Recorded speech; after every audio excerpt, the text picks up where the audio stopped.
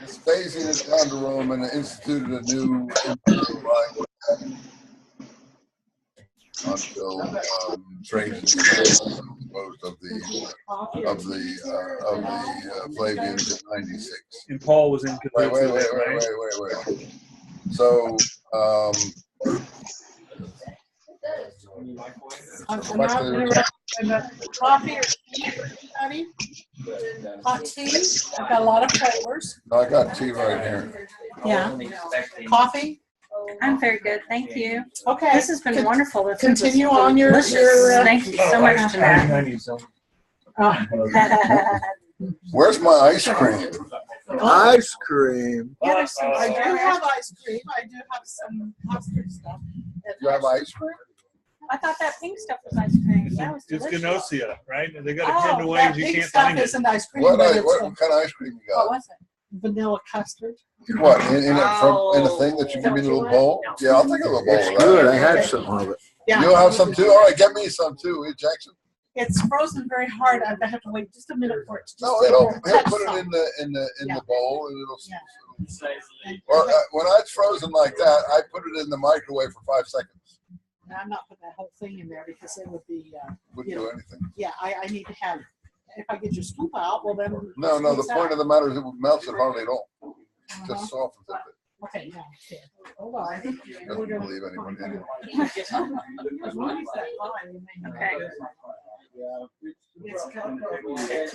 said,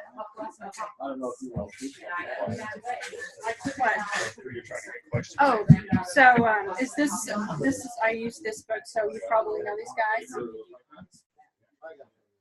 This is just translations of scrolls. Because Michael Weiss is a trader. He is. So, but this is just Yeah, no, Vermesh's translations are better. whose? Vermesh, Vermes. Even though I don't like him either, but he's much more precise than these shirts. Okay, I have several different things Yeah, at home, so I might have that one. I don't know. That'll be adequate. And the best kind of stuff. Well, the one you I don't said you even didn't have it. like just a minute ago, you said his name. Michael Weiss. No. He wrote a book with him, and then he went and started working with these guys instead. And none of them are any good if you don't have the Hebrew running in next to it, so that you can check the translation yourself. Right. So who has that? I do in this book here. Oh, well, I've read this book. No, the last pages are 3 of the most important from the documents. Okay. Yeah, but you'll get a general idea from his. Okay. Oh, yeah, I see. See? But So see, you got the Hebrew and you then see, I love this book because I've written all in it and Yeah, circled yeah. and notes. It's been a while though since I read it, a few years, so It's all right. I'll have to read it again. Hey, your wife's a zealot. She is. Coming up over there. I didn't answer your question yet. I know you didn't. I was giving her room. I've overstepped my boundaries. No, you haven't at all. What was your question again? I want to get to the end. On, No, go back to it. Let's finish it up. Tell me the question and I'll finish it. Masada, the people that died, was there any leftovers that told the story that they didn't kill themselves? They have a movie. Okay. They have a movie out that they did. Okay. Here's what happened.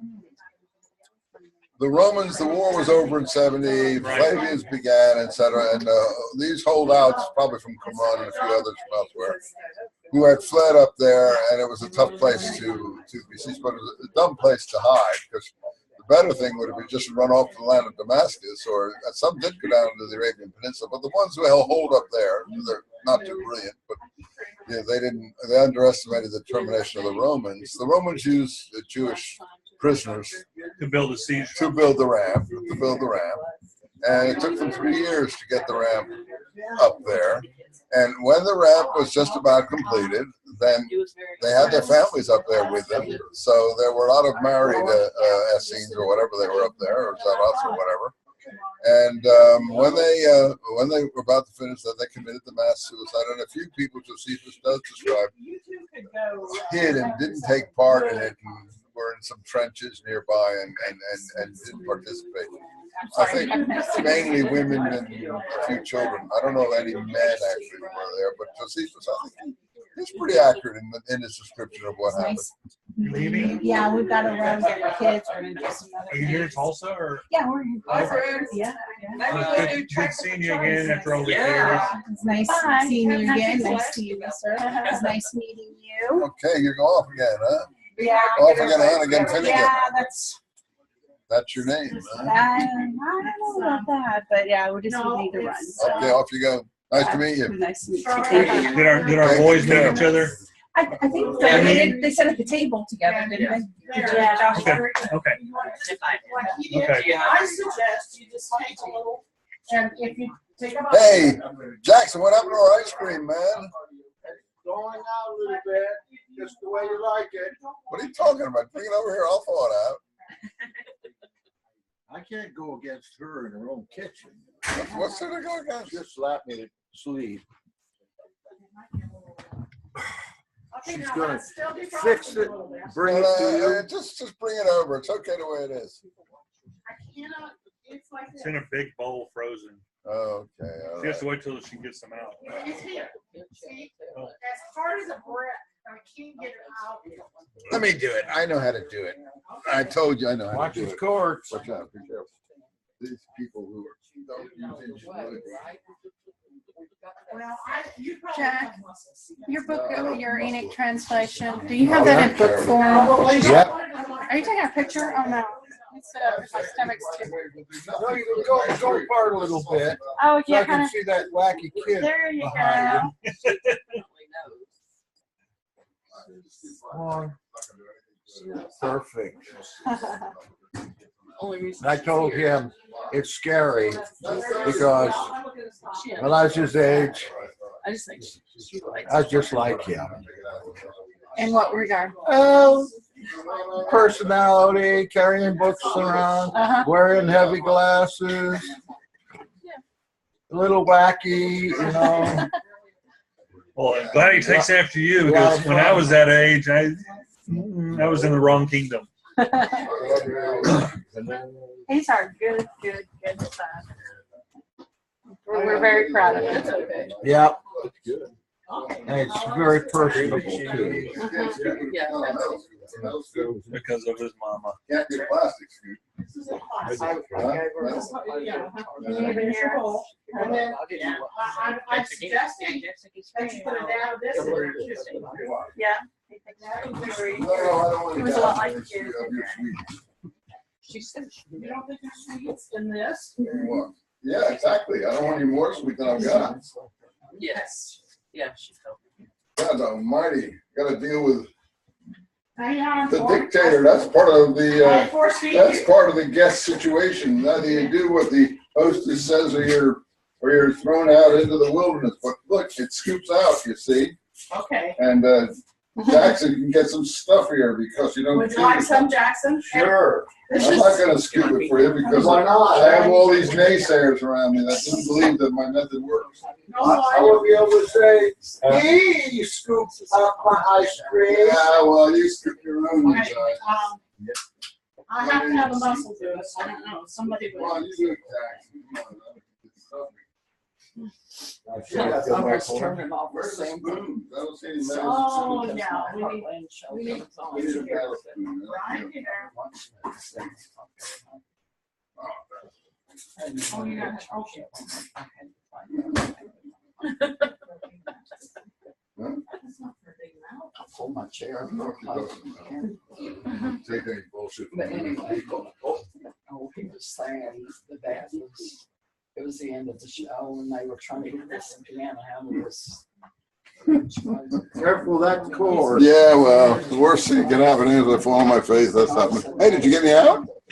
Look, see, I got all this out. No, I thought you were going to get it out for me. I already did myself, man. You got muscles. You think I'm a servant? All right. Get the servant to do it up there. She's giving orders to everybody.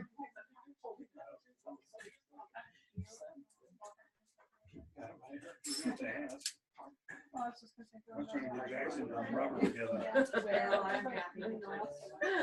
So how much would you like? In other words, I could have. Yeah, see it. Okay, we got a quarter till 3 right now. Did you take ice cream? No, I took the sugar stuff. Oh, so I good. get I that. didn't want you to take that softened ice cream. That would have been That would have been forbidden. No, no, not possible.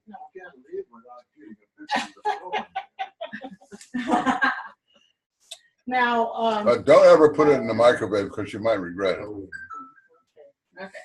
These modern I think conveniences. we already have it. These modern conveniences, you I know. don't regret it. I just. That's plenty.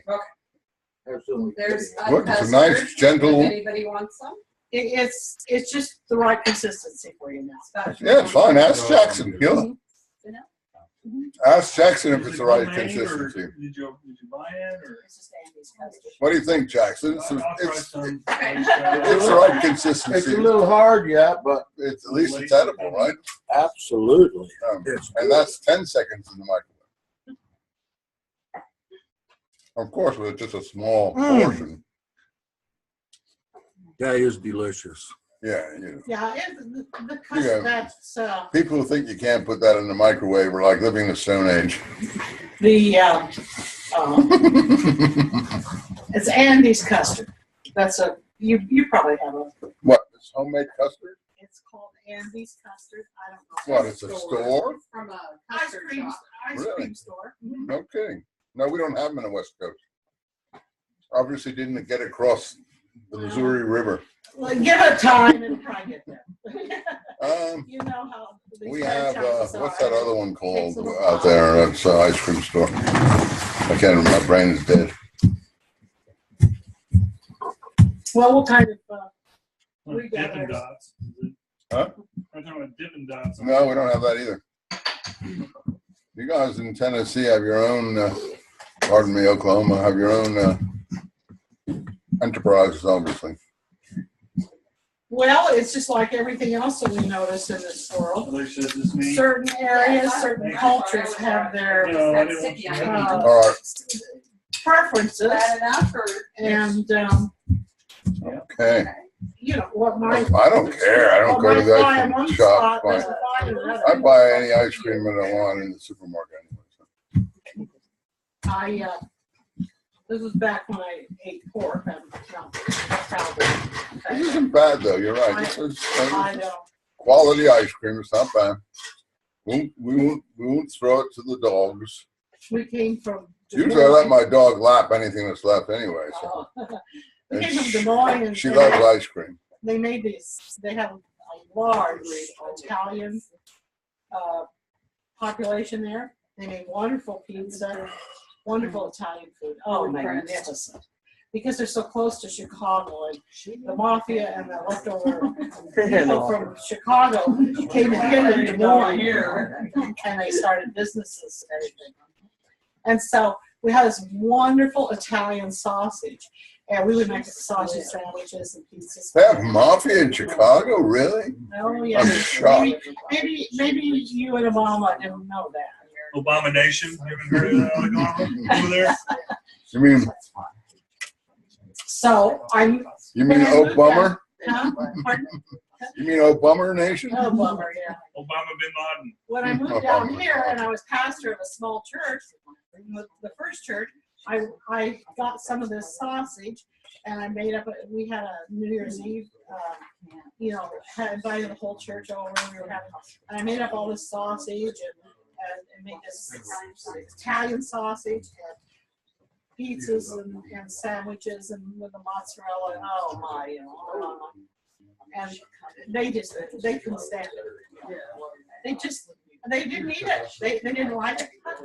They didn't like the sauce. They did not like it. It was just a taste that was very foreign to them. That we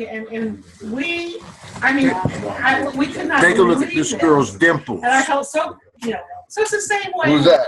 That's With Sherry. Robert coming from She has California. wonderful His culture, the way dimples. he's How do grown you up, know her? certain things Book that I caps. think he just doesn't. Oh, I it's just see. not- I've met just about all That was when you invited me once to one down there. Uh-huh. Somewhere down in, where was it? I don't remember. Georgia, I think. Yeah.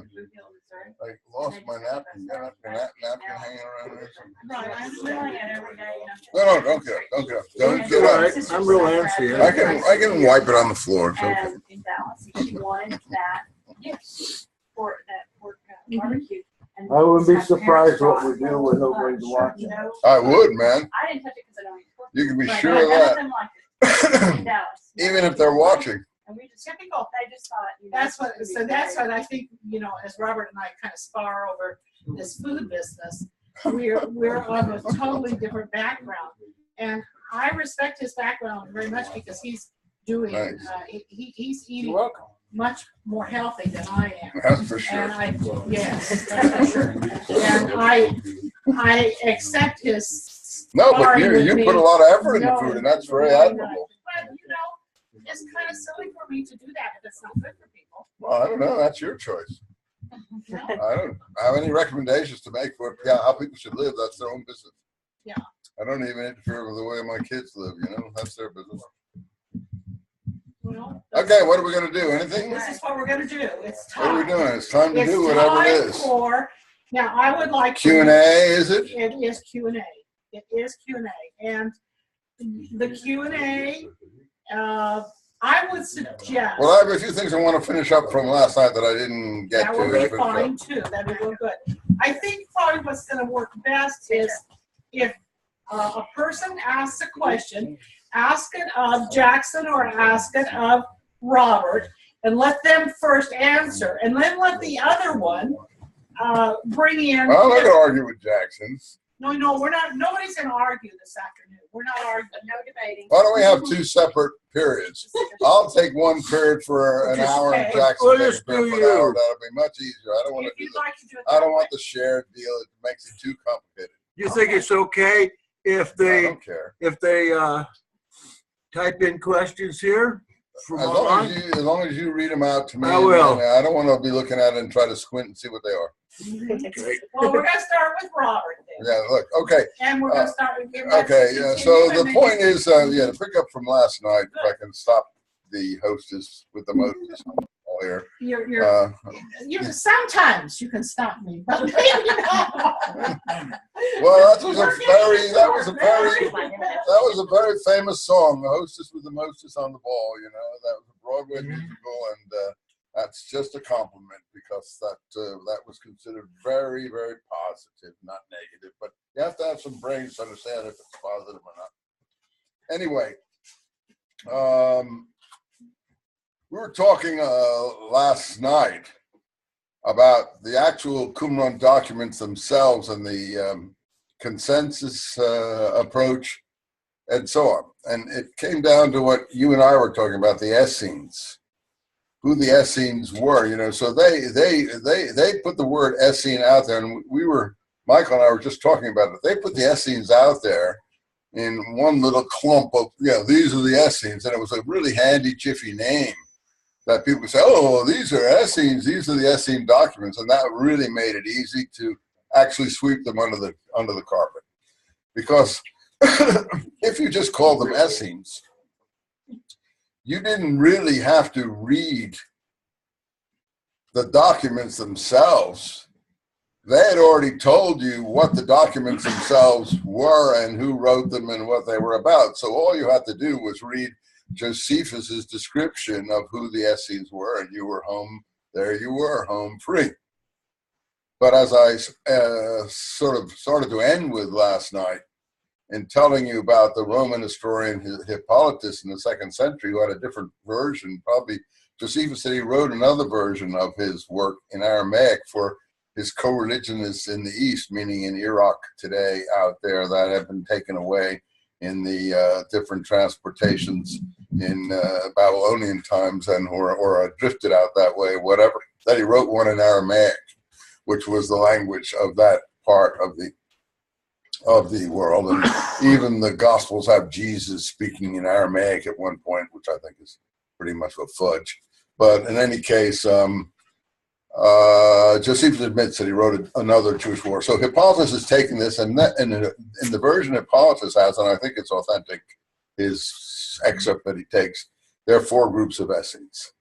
So you get the normative Josephus type Essenes that you have in the Jewish war. And also a little bit in the Antiquities, where he wrote 2 long works.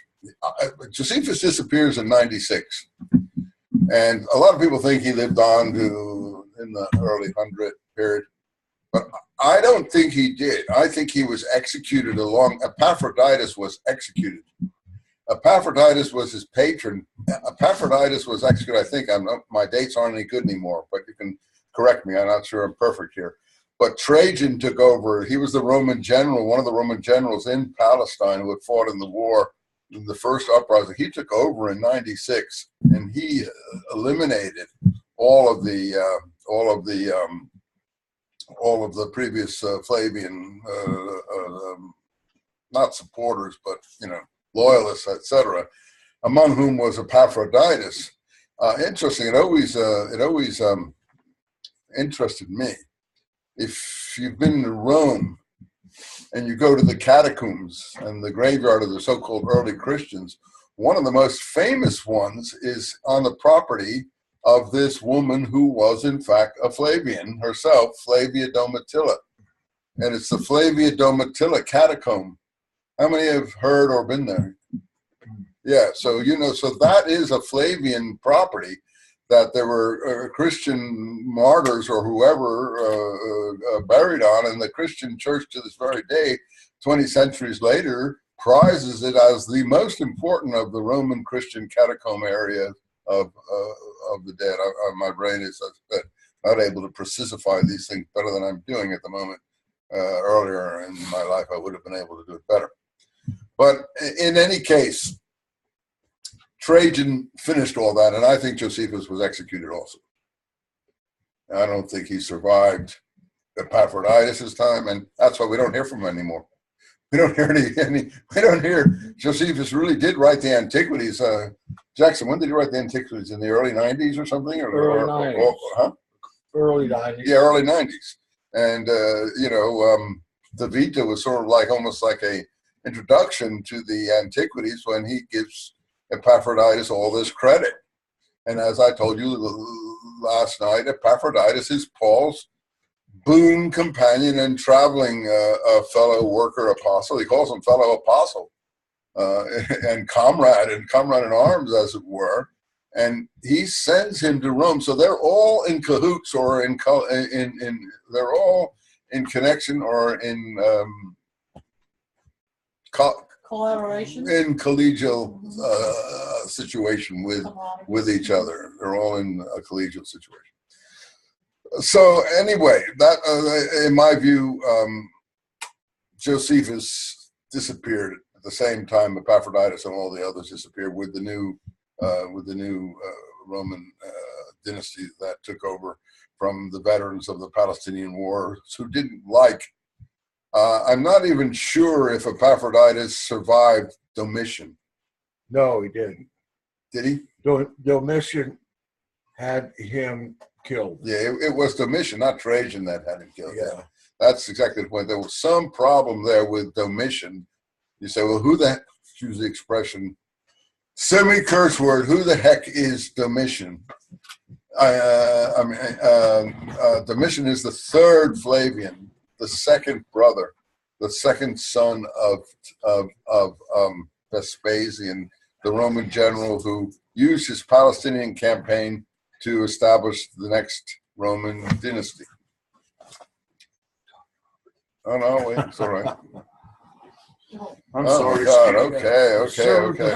Oh my God! So there was a problem with Domitian. He really had some issues with people like Josephus and people like Epaphroditus and so on. So Josephus could have even been killed by Domitian. Mm-hmm.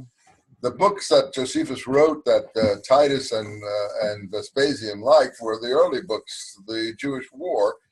And if you know your Roman history, these guys, trying to model themselves on Caesar. And Caesar wrote the Gallic Wars. So to compare a general to Caesar was a big time thing, and to prepare him for emperorship. So that Josephus writes a book called The Jewish War that they couldn't write themselves is big time stuff. The Jewish War, that makes Vespasian on the level of Julius Caesar, and that makes his new dynasty as big as the Julio Claudians. So that's what all that's about. But Domitian somehow fell out with them. And I don't know, you'd have to read your Roman history and all the various books that describe these different Suetonius and the different Roman historians that talk about the different Roman emperors, and Suetonius is the most well-known, but there are others. Read them carefully and see if you can figure out what the problem there Domitian had with these people. And there was a big problem of some kind. And Flavia Domitilla had to flee. Even though she was in Domitian's family, she fled to an island. And I forget it. It's a really interesting story about Flavia Domitilla. And I think she's married to one of these. I don't even know where the Domitilla name comes from. You probably remember. Flavia Clemens. Flavius Clemens, yeah, that's right. And so you're much more abreast of my own position than I am. And Flavius Clemens is mentioned quite extensively, or to a certain extent, in Eusebius's ecclesiastical history here. So, I mean, all these things have to be collated and read, and I've tried to do that best I could. Which brings us back to the Essenes. So what we know about the Essenes comes from Josephus. And the rabbinic authorities don't talk about the Essenes and so on. And we don't even know what the word Essene means, because the word Essene could be based on the word Hasidim. If it's based on the word Hasidim, which means pious ones, the Hebrew word, well, in the Maccabee movement, you have a group who were originally called Hasideans in the American translation from the Greek. Biblical books, as Jackson said, that didn't get into our collection of the Old Testament, but about the Maccabees uprising. And I particularly like Maccabees 2. I think it's a very hawkish sellout book. Cool. I'm not interested much in the third or the fourth. The first isn't bad, because it gives a more total picture. But Maccabees 2 is a really aggressively interesting book, and it deserves to be there. But it obviously wasn't written at the time that the people collecting the materials we call Qumran were making their collections, which is why it doesn't appear among their stuff anywhere. So it wasn't known to them. That is for sure. So I don't know who or what wrote Maccabees 1 and 2. Maccabees 1 and 2 are worth reading, and the Hasideans do appear in that book, in those books. So, but they're warriors. They're not turn the other cheek, peace lovers, otherworldly contemplatives. These people are, in it for the end time and for the final apocalyptic war against all evil on the earth. They're not in it they're not playing games. No, I read about the Maccabees that they were. That's I'm talking about the Hasideans. Warfare comes from. That's where. Yeah, but that's a different subject. We're talking about the Hasideans who joined the Maccabees, and where the derivation of the word Essene comes from. I don't say that the Maccabees started the Essenes. The Maccabees we know were of priestly lineage. And another term at Qumran, as I said last night, I didn't go into it enough, is sons of Zadok. They call themselves sons of Zadok. That's their word for Sadducees. They claim they're Sadducees. So now, as far as guerrilla warfare goes, sure, the Maccabees were involved in that kind of activity, but I don't think it's a new form of warfare. I mean, there's warfare like that going on all over the world for the beginning of time when you're in a weaker position than a stronger force. But anyway, forget that. The point of sons of Zadok, I'm just going to talk a bit about what I didn't finish up last night. Sons of Zadok, that's really important. Z-A-D-O-K. I told you Zadok was David Solomonic high priest of the first temple.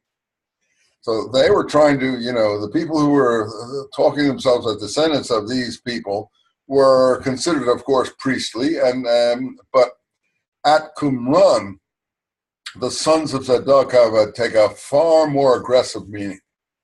Again, I can't pull the passages out of my mind that I would have used to been able to do, but they are, by their own self-designation, Sadducees.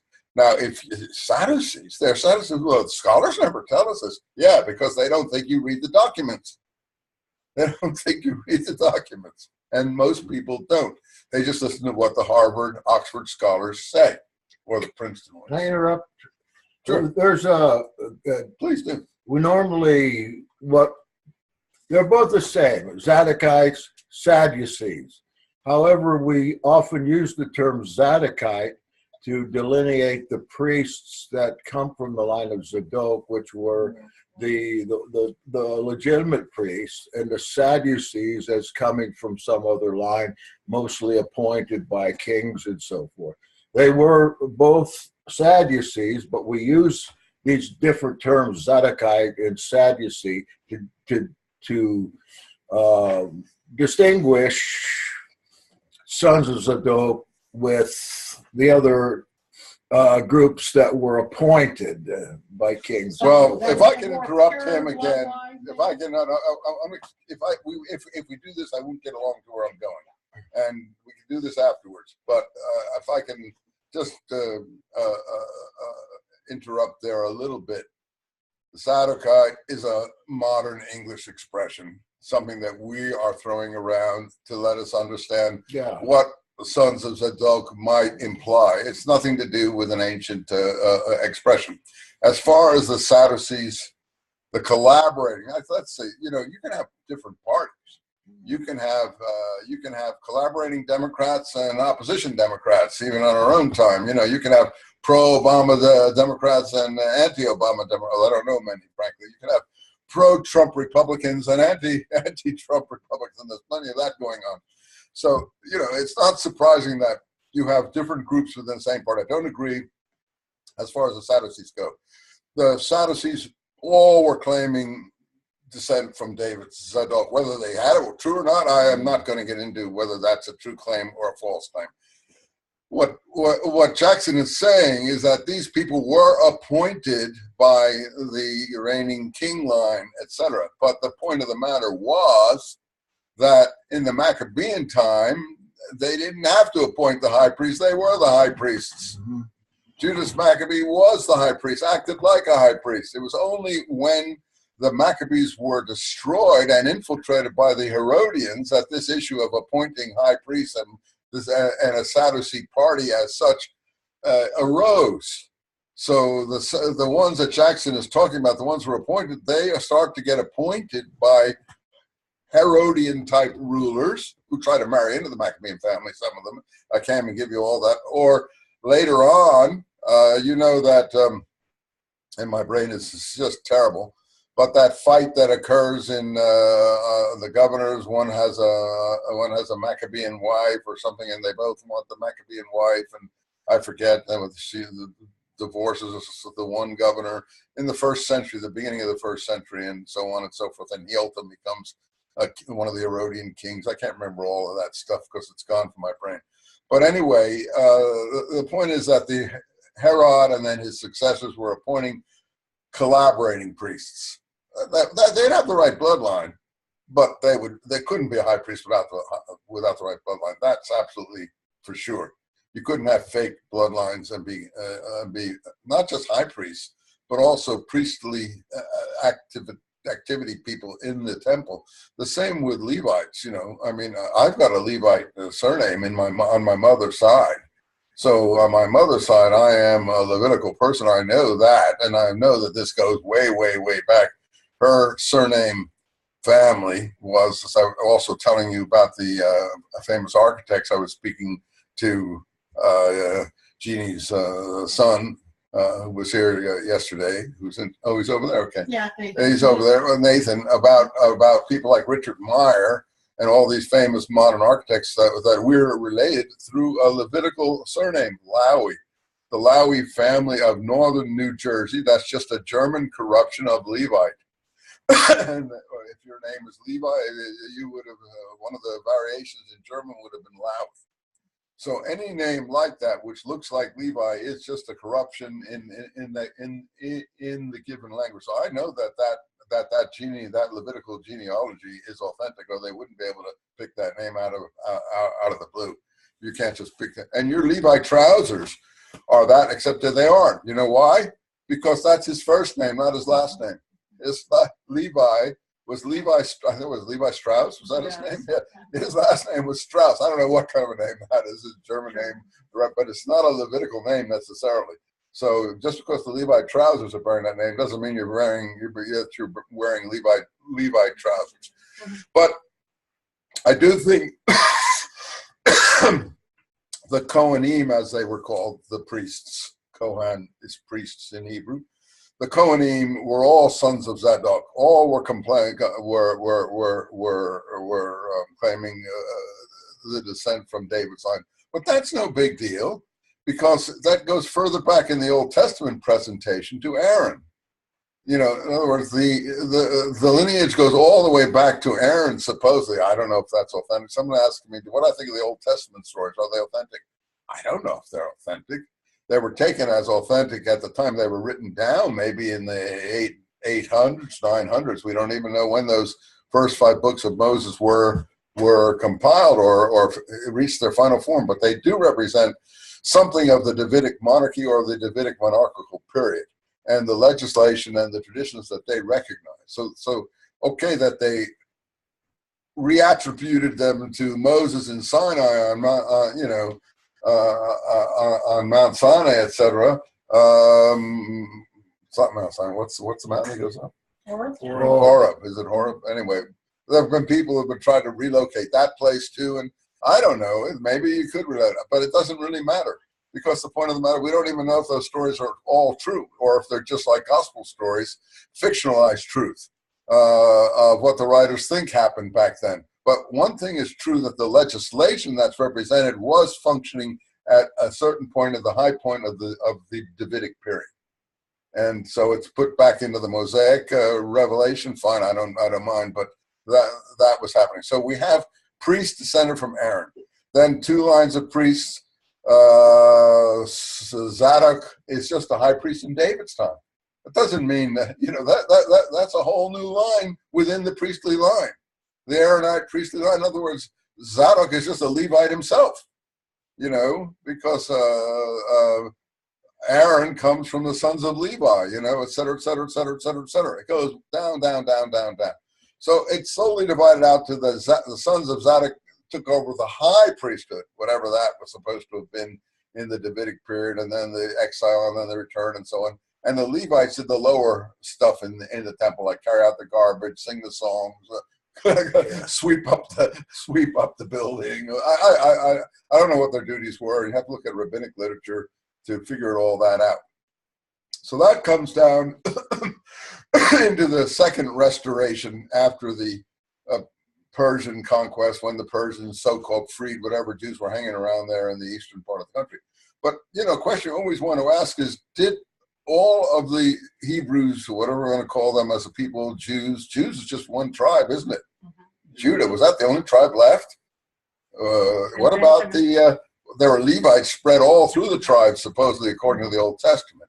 So I don't know, and that would be the priestly functions that they would do. But what about the Transjordan tribes? Did they all get wiped out? Didn't they go anywhere? And did all the northern tribes, as you were asking me, disappear? I don't have any idea.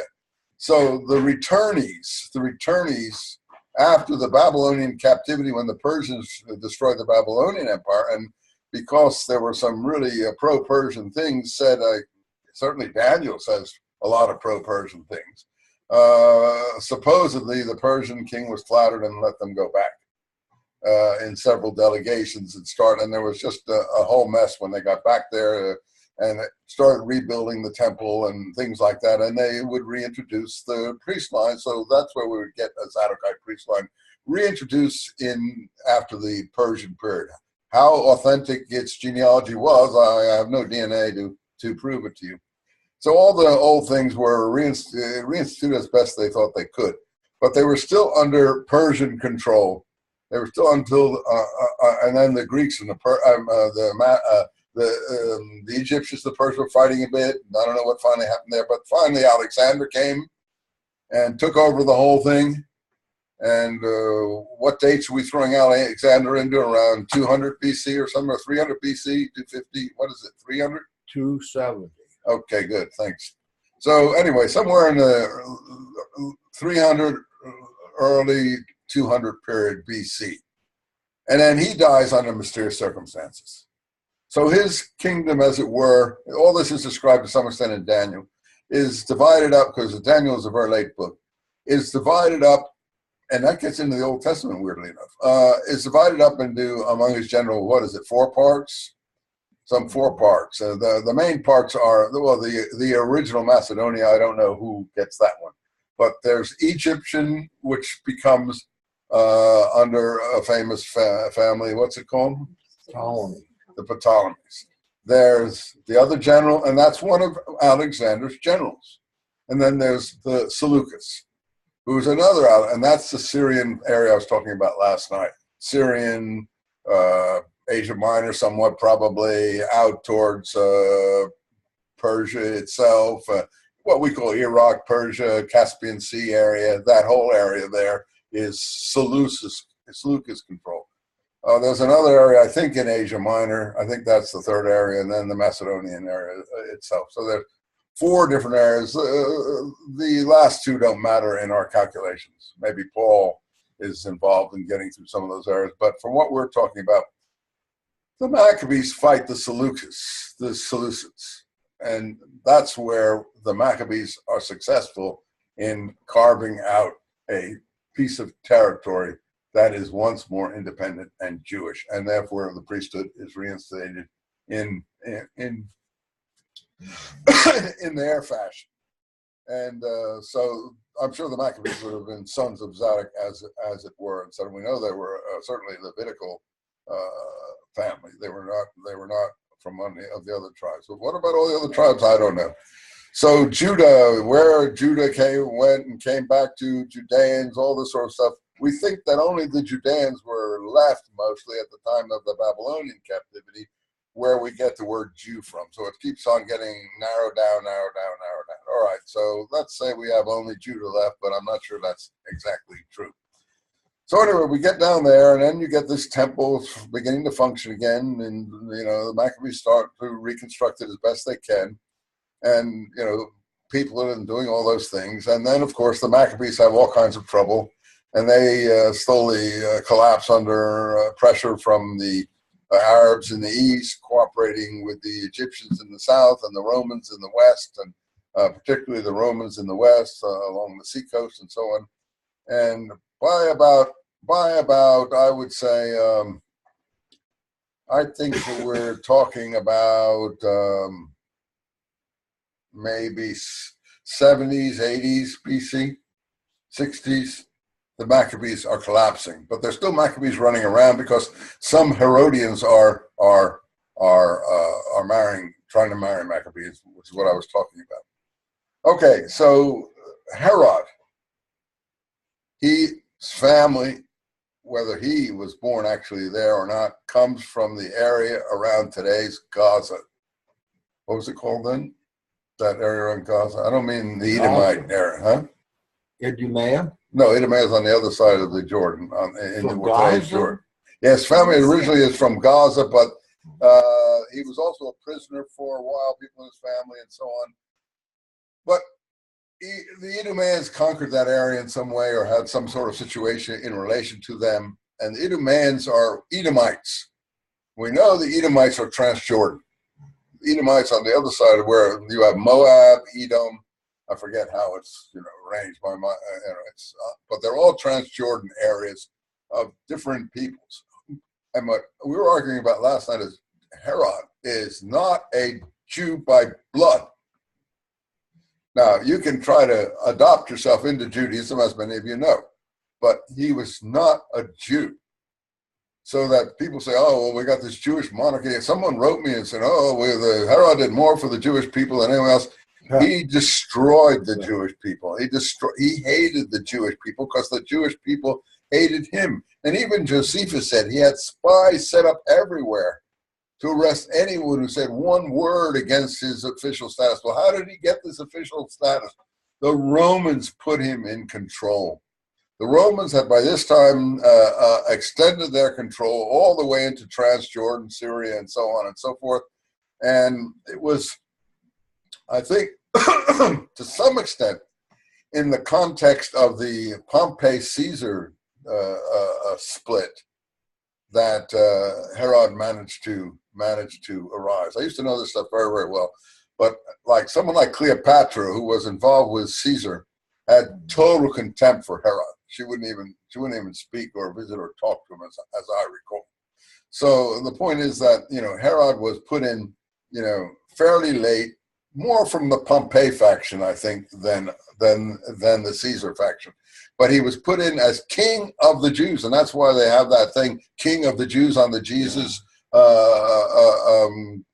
crucifixion or wherever you find it in Christian scripture, because king, it was a title of Roman, a Roman provincial title. That some of these areas were not just were not Roman governors, but were actually collaborating kings. It turns out the Herodians were very good collaborating kings. They also were given a few other areas. I can't tell you which areas they were given, not Herod, but some relatives of his. Paul would have come from one of those areas in Cilicia. That was an Herodian dominated, it wasn't a king anymore, it was a governorship given to one of the Herodian princelings or relatives or someone like that, because they turned out to be very good Roman civil servants. And to my mind, they were SH period creeps. And they're the worst thing that ever happened to the Jewish people. The worst thing. But better if they wiped out the Maccabean family and start the revolutionary thing from scratch out in the wilderness, which the scrolls were trying to do. That's what Jackson and I are agreeing on. That the scrolls were trying to do that. And that's why I told you last night that I consider the scrolls to be the literature, the lost, hidden, unknown literature, because the rabbis did not conserve this material. The lost, hidden, unknown material of the Messianic movement in Palestine. And this was a revolutionary movement. This was not, these people were not, kissing on the other cheek people. These are not the sweet Jesus types. These are people who were in it for the big time. Yeah. Is this the Sakari that you're talking? Well, they're going to get to be called Sakari very late in the first century, around the 50s, because of the assassinations of, as Jackson will tell you, because of the high priest issue here. The Sadducees, I didn't get to that yet, but the Sadducees would be the group that the Herodians would be prepared to appoint among the priestly classes as priests in the temple. But the opposition priests, the opposition high priests, the opposition Sadducees, and I think I'm the only one who's ever used that term before some others began to rip me off, people like Tabor and others, who came out of my digs and didn't know anything about this stuff, that we taught all this stuff to him. No one ever, you won't see that in any literature. Opposition Sadducees, did you ever see it? No. So the Qumran, so Essene was a convenient term, but no, it's not sufficient. Essene doesn't tell you these are opposition Sadducees. That's why do we know they're opposition Sadducees? Because I told you, they call themselves sons of Zadok. If they call themselves sons of Zadok, that means they're Sadducees. I told you the story of James, the opposition priest, and what Opposition happened to high him. priest, yeah. Opposition high priest. We went through that story a couple of nights ago. Okay, so fine. We might have a little. Anyway, let me go back then to where we are at. So the Herodians then appointed high priests. So that's where you get the idea of an appointment of high priests, because the Herodians were foreigners. Now they maybe Judaized themselves, but that isn't even clear. When they were in Palestine, look, even Paul says in one of his letters, which I think is so revealing, anyone who doesn't know this guy's a Greek has got to be, out in left field. I'm a Greek to the Greek, a Jew to the Jew. I'll be anything I have to be to win. All the athletes at the stadium, I think this is in 1 Corinthians, all the athletes at the stadium are running for the prize. I run to win. I run to win. Yeah, and he wins. And we are the products of his winning. But I don't want to be the product of his winning. And this is who? Paul. Yes, okay, all right. Yeah, that's Paul. He writes it. That's why I say 1 Corinthians. I think it's 1 Corinthians. It's an authentic letter. I mean, excuse me for being crude. I think, frankly, the guy is a bastard. Not a bastard-born one, just a what we would call an SOB. Someone you would not want to have to deal with, but someone who's tremendously ambitious and sees a road to fulfill this ambition, and we are the products of that. And it just pains me so much to see that swallowed so universally everywhere, even by Jews. Jews believe everything that they read in the New Testament. Muslims believe everything they read in the New Testament. Buddhists believe it. Japanese believe it. Everybody believes it.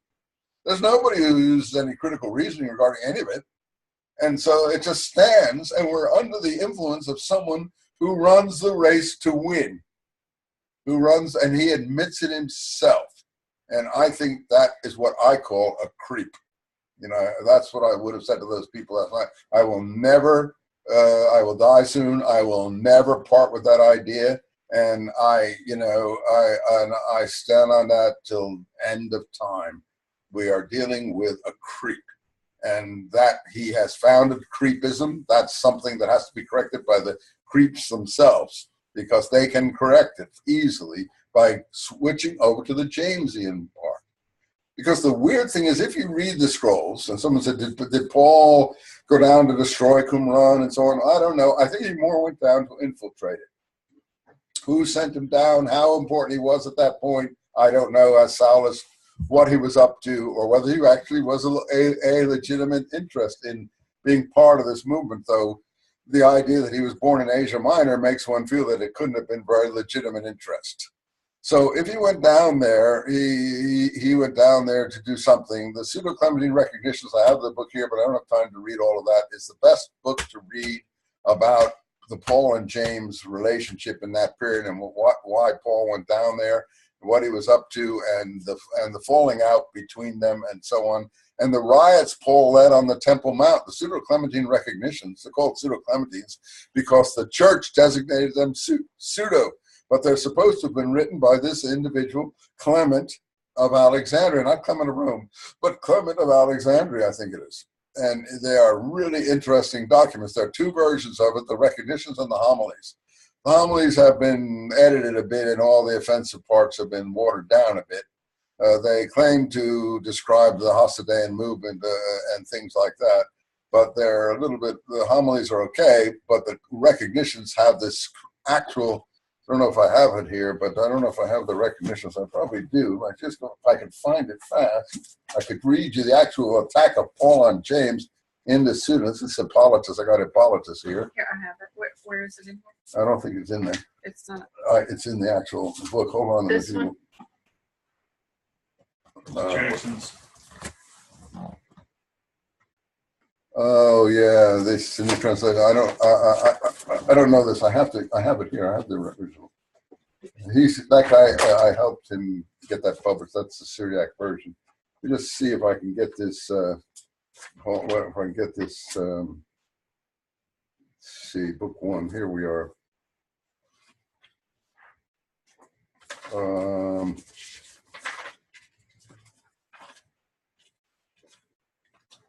Here it is, here it is, here it is, here it is, here it is. Here it is, here it is, here it is, here it is. Okay, tumult. This is chapter, book 1, chapter 70. 70 chapters. So it starts with, can I read this to you? Please. These are the sayings Gamaliel did much to please Caiaphas. Caiaphas was the governor at that time, as you know, and holding him in suspicion, it seemed, he began to insinuate himself cunningly into his discussions, for smiling on what Gamaliel said, the chief of the priests asked James, the chief of the bishops, that the discourse concerning Christ should not be drawn, blah, blah, blah, blah. Then said James, we must find inquiry from what the scriptures, I mean, this guy isn't totally historical, but he's pretty interesting. Then he, with difficult length, overcame by reason, answered that it might be derived from the law, and afterwards he made mention also of the prophets. Chapter 69. To him our James began, see this is a pro-James book, began to show that whatever things the prophets, that doesn't mean it's so accurate, say they've taken from the law, blah, blah, blah. He also made statements respecting the books of the kings, blah, blah, blah. And when he discussed most fully concerning the law and had by the most clear exposition brought into light whatever things are in it concerning the Christ, he showed himself most eloquent proofs that Jesus is the Christ and that in him are fulfilled all the prophecies which related to his humble advent. Well, I don't know about all that information there, but what comes next is what's important. So he goes on like this. He's speaking on the temple steps. They're having discussions on the steps, the debates on the temple steps. So the next chapter is 70. And when matters were at that point that they should come and be baptized, some of our enemies, no, one of our enemies, this is in chapter 70 of the book 1 of Pseudo-Clementine Recognition. This to me is Paul. Entered the temple with a few men, began to cry out and say, what mean you, O men of Israel? Why are you easily hurried on? Oh, why are you led headlong by these miserable men who are deceived by Simon the magician? While he was thus speaking and adding more to the same effort, and while James the bishop was refuting him, he began to excite the people and to raise a tumult, that the people might not be able to hear what was being said. Therefore he began to drive all into confusion and shouting, and to undo what had been arranged with much labor, and at the same time to reproach the priests and to rage them with his revilings and abuse, and like a madman to excite everyone to murder, saying, "What ye do? Why do you hesitate? On sluggish and inert? Why do we not lay hands on them and pull off these fellows from their places and pull them to pieces?" And when he had said this, he first seized a strong wood brand from the altar pile, the stuff they use for making the fires, set the example by striking, and then others, all seeing him, were carried away with the same madness. And then ensued a riot on all sides, of beating and beaten, and much blood was shed, and there is confused flight, in the midst of which the enemy, they don't mention him by name, attacked. And remember, one of Paul's letters says, "Why have you your enemy become? Have I your enemy become?" I'm sure that we're talking about the same title here. And there's an enemy in the Dead Sea Scrolls as well. And that is against the righteous teacher. That's where all the connections pile up and you begin to get clarity. But how many Christians have ever read these passages? I mean, maybe a tenth of 1%. Then ensued a tumult on either side of beating and beaten. There's something similar in Acts, but it's nothing like this. Much blood is shed, and there in the confused fight, in the midst of which the enemy attacked James, threw him headlong. If I did a TV program, I would have stand on the steps, and I would show where Paul threw James down the steps. From the top of the steps, and supposing him to be dead, he cared not to inflict further violence. So he tried to kill him. But our friends lifted him up, for they were both more numerous and more powerful than the others. But from the fear of God, they rather suffered themselves to be killed by an inferior force than kill them. But when the evening came, the priests shut up the temple, and we returned to the house of James. James had a house in Jerusalem, according to this. Spent the night there, and then before daylight, we went down to Jericho. There's a number of 5,000 men. And then after 3 days, one of the brethren came to us from Gamaliel, whom we had mentioned, blah, blah, blah, blah, blah, secret follower, that the enemy had gotten papers from Caiaphas to arrest all those who believed in Jesus and should go to Damascus with his letters, and that they're also implying the help from unbelievers. He should make them among the faithful, blah, blah, blah, blah, blah. So anyway, they carry James down to Jericho, and then they carry him somewhere outside of Jericho. Well, outside of Jericho is Qumran. So to my mind, though the recognition, as you see, isn't perfect in terms of what it's reciting, it's full of information that you don't get it's a parallel acts, but it's full of information you don't get in the normative acts. And which book is this? This is the Pseudo-Clementine Recognition. We call it the Nazarene Acts of the Apostles. Okay, that's what you have. Okay. Yeah. So this is totally different stuff. And I don't say it's perfect, but the thing about the attack on James on the temple steps and left for dead and having a house in Jerusalem, I think is true. And he's considered the bishop by that time of this movement, whatever this movement is.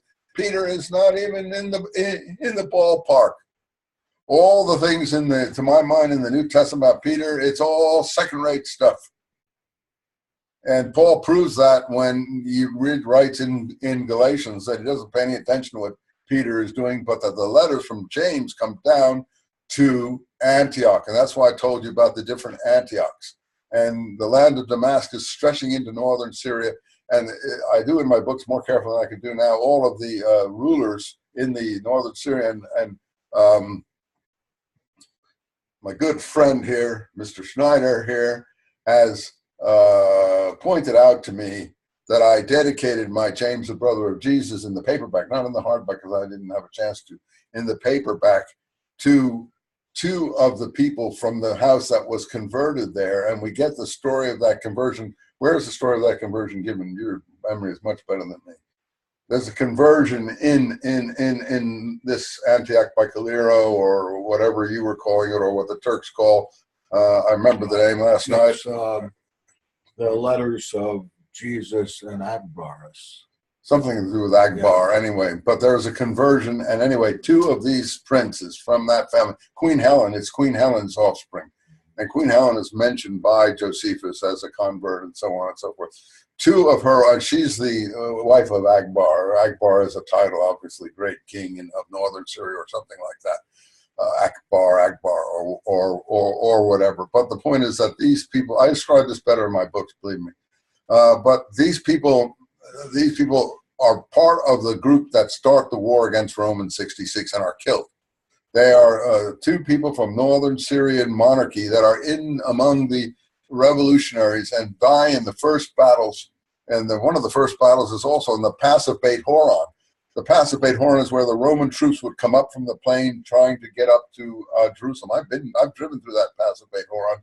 There's a nice superhighway now through it that the Israelis have built. At the time I was living on the West Bank, it was the back road. The superhighway went straight to the Egged bus station in Jerusalem. That was not the Pass of Beit Horon, but the back road went up towards the Ramallah area and then branched off Park to Ramallah and then to Jerusalem was the Pass at Beit Horon. And that's where some of these fellows mounted their defense against the Roman troops in 66 coming up to try to put down the uprising against Rome. It may have been 68 because the initial uprising was successful and the Romans didn't get their act together until sometime later. And after they came down through Galilee and other places, etc., and all that is described in your Josephus works fairly in a huge amount of detail because Josephus is there praising Vespasian.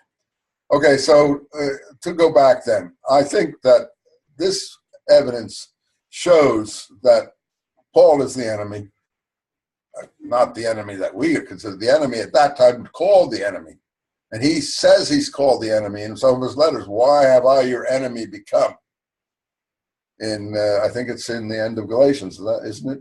When he's talking to the Galatians. And the woman last night was wondering where's the anti-Semitic stuff. The stuff about circumcision is horrendous. I mean, I don't think circumcision is the most wonderful thing in the world, but I'm going to pass it on through my offspring because it's been handed down to me for 3,000 years. And I'm not going to change that. I'm not on the level of changing anything. And by the way, if you do change that, you're in trouble because those offspring are going to eventually evaporate into the general mass of people. And the Nazis were not dummies. They pulled people's trousers down. That's what they did. If they wanted to find someone, they pulled people's trousers down, and they knew that Jews were still circumcising, just almost to the last man in the 20th century. I can't speak for the 21st century. I don't know what the hell's going on now in the world. But there certainly was happening then. So I mean to say that, and Paul speaks in Galatians in chapter 2. Chapter 1, he says he met James up in Jerusalem. He doesn't pay attention to Peter. James is the leader of the church. He's the bishop, just like in this one here. And then he met James up in Jerusalem. He says he met him. And then later on, he said in chapter 2, he starts pouring abuse on him. He says, these super apostles and so on and so forth, not that their importance means anything to me. They're just big shots. They don't care. They don't mean anything. I don't pay attention to what they said. And then when James's representatives came down to Antioch, I confronted them to their face, and then Barnabas withdrew from me. Barnabas himself withdrew. Peter withdrew. Peter went over to the James people, and he says that the James people are those of the circumcision. Those of the circumcision. And we have James's instructors to overseas communities. I think that's where the we document, I said, it cuts into Acts somewhere in chapter 15, 16. That's where the instructions to overseas communities comes in. And in 1 Corinthians 8 onwards, Paul is so abusive of James's instructions to overseas communities, it's shocking. So I just want to tell you that if you want to look for the Paul-James split and you don't think it exists, just look at that material yourself. I can't recreate it all for you. So let's go back. Why do I think, and so these scholars, these are Essenes, 2nd century, blah, blah, blah, blah, blah, blah. Okay, could be that originally the community there was founded by Essenes. But we have what's called sectarian writings. The scholars gave them the name of sectarian writings. Am I taking too much time here? No. Sectarian writings. Sectarian writings. And sectarian writings are those that were never seen before, not just writing the book of Isaiah, or writing the book of Deuteronomy, or writing the book of Genesis or Exodus or so on, different copies for their use, or for others use scrolls. No, documents we never saw before, like the Damascus document. And I was reading the Damascus document. I will read a little bit of that in a moment, because fortunately I have it in my book that my friend Michael has brought along and I neglected to bring along. I'll read you that in a second, where the name Damascus document comes from. It comes from column 6 of this document that was found in the Cairo Geniza. I explained to you about the Cairo Geniza last night, but I didn't have time to explain, what the Damascus document was. They didn't call it the Damascus document when they found it. Even when the famous Oxford scholar went to look it over at the end of the 19th century, who was it? His name? First one that went there. What was his name? My brain is dead. I can't. A famous guy at Oxford. The British had control, so the big Oxford scholar went to look at the documents, and he found this Damascus document, and it almost blew his mind. He couldn't believe what he had found there, and this exemplar of this document, which was in fairly good shape. It wasn't an original. I mean, it had been recopied. It wasn't from the 1st century, but it was obvious. And well, how do we know? I said last night, because fragments with the same language have been found in Cave 4. So we know it is an ancient Dead Sea Scroll document. So, so Damascus is important. So I might as well, since I'm talking about it, read you this column 6, because I was reading it before and it really blew my mind when I started reading it again. So I might as well read it again. I've collected it in this book here, The Dead Sea Scrolls and the First Christians. I've collected a lot of my essays in here, including the things called Maccabees, Zadokites, Christians, and Qumran, James, Just Habakkuk, commentary, and so on and so forth. I might add that he has, I think, the last chapter, proof that James the Just is the righteous teacher. Oh, we sure do. It's certainly proven here that we have that. But anyway, here, the last 3 documents in part 3, page 355 to 433, are 3 documents of the most important Dead Sea Scroll documents: the Damascus document, the Communion Rule, and the Habakkuk Pesher, the commentary on Habakkuk. Now, the point is that I give you the Hebrew and the English, so you can check if I'm translating it correctly.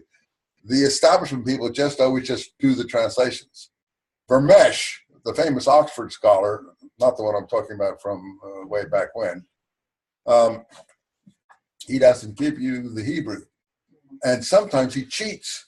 Yes, he cheats. He can sue me if he wants. He leaves lines out that he doesn't like. Yes, he does. Yes, he does. Yes, he does. So, that's where we've been then. Case of Yeah, he does. He leaves lines up that he doesn't like, and he doesn't note that there's been a line left out. And sometimes he reverses 1 or 2 lines, especially in this kind of material, in the Habakkuk commentary and so on. He can't sue you anymore. I'm not worried about him. The guy. There's a lot of creeps around, and I would add him to the so-called list that we've been discussing here. But let us find this Damascus document, column 6, because I want to read you. The whole thing is worth reading, but we don't have time for that. Crazy as it may seem, look at this. At the end of chapter column 5, it's talking about the kindlers of fire and the lighters of firewood and the webs or spider webs. It's talking about the people who deceive the people. Like an accursed thing, his house is guilty unless he was forced. In other words, if you're forced to be a traitor or to be a collaborator, that's different. God visited their works, and his wrath was kindled by his actions. It's a people without discernment. He's quoting God here from Isaiah 17:11. They are a nation devoid of counsel because there's no intelligence, Numbers 21. But in former times, Moses stood up along with Aaron by the hand of the Prince of Lights, while Belial, that's their big enemy, Belial is like the devil, in his garments raised up Jannes and Jambres in the time of the salvation of Israel, in the era of desolation of the land. The removers of the bound stood up and led Israel astray. Removers of the bound, the people who removed the law. This is a pro-law book. And the James movement was a pro-law movement. That's unfortunate for any believer in the Paul. I like to call it Paulinanity, not Christianity, but Paulinanity. Any believer in Paulinanity, you know, the law is gone. The law is a curse, Paul says. Maybe part of it isn't pleasant, but it's not a curse. And the land was decimated because they spoke rebellion against the commandments of God given by the hand of Moses. This is a pro-Moses book. It does not think the law is a curse. Is that clear? Anyone who thinks that anything different is out of their minds. It's not a curse. No, well, I mean, this book doesn't think that. It's clear, and we know someone who thinks it is. So he's a traitor. He's a total traitor to this movement. If he was down there, I think he was. That's why I know some of the things there. He's either a plant or something he's involved in. Then column 6, that's so great. His holy Messiah.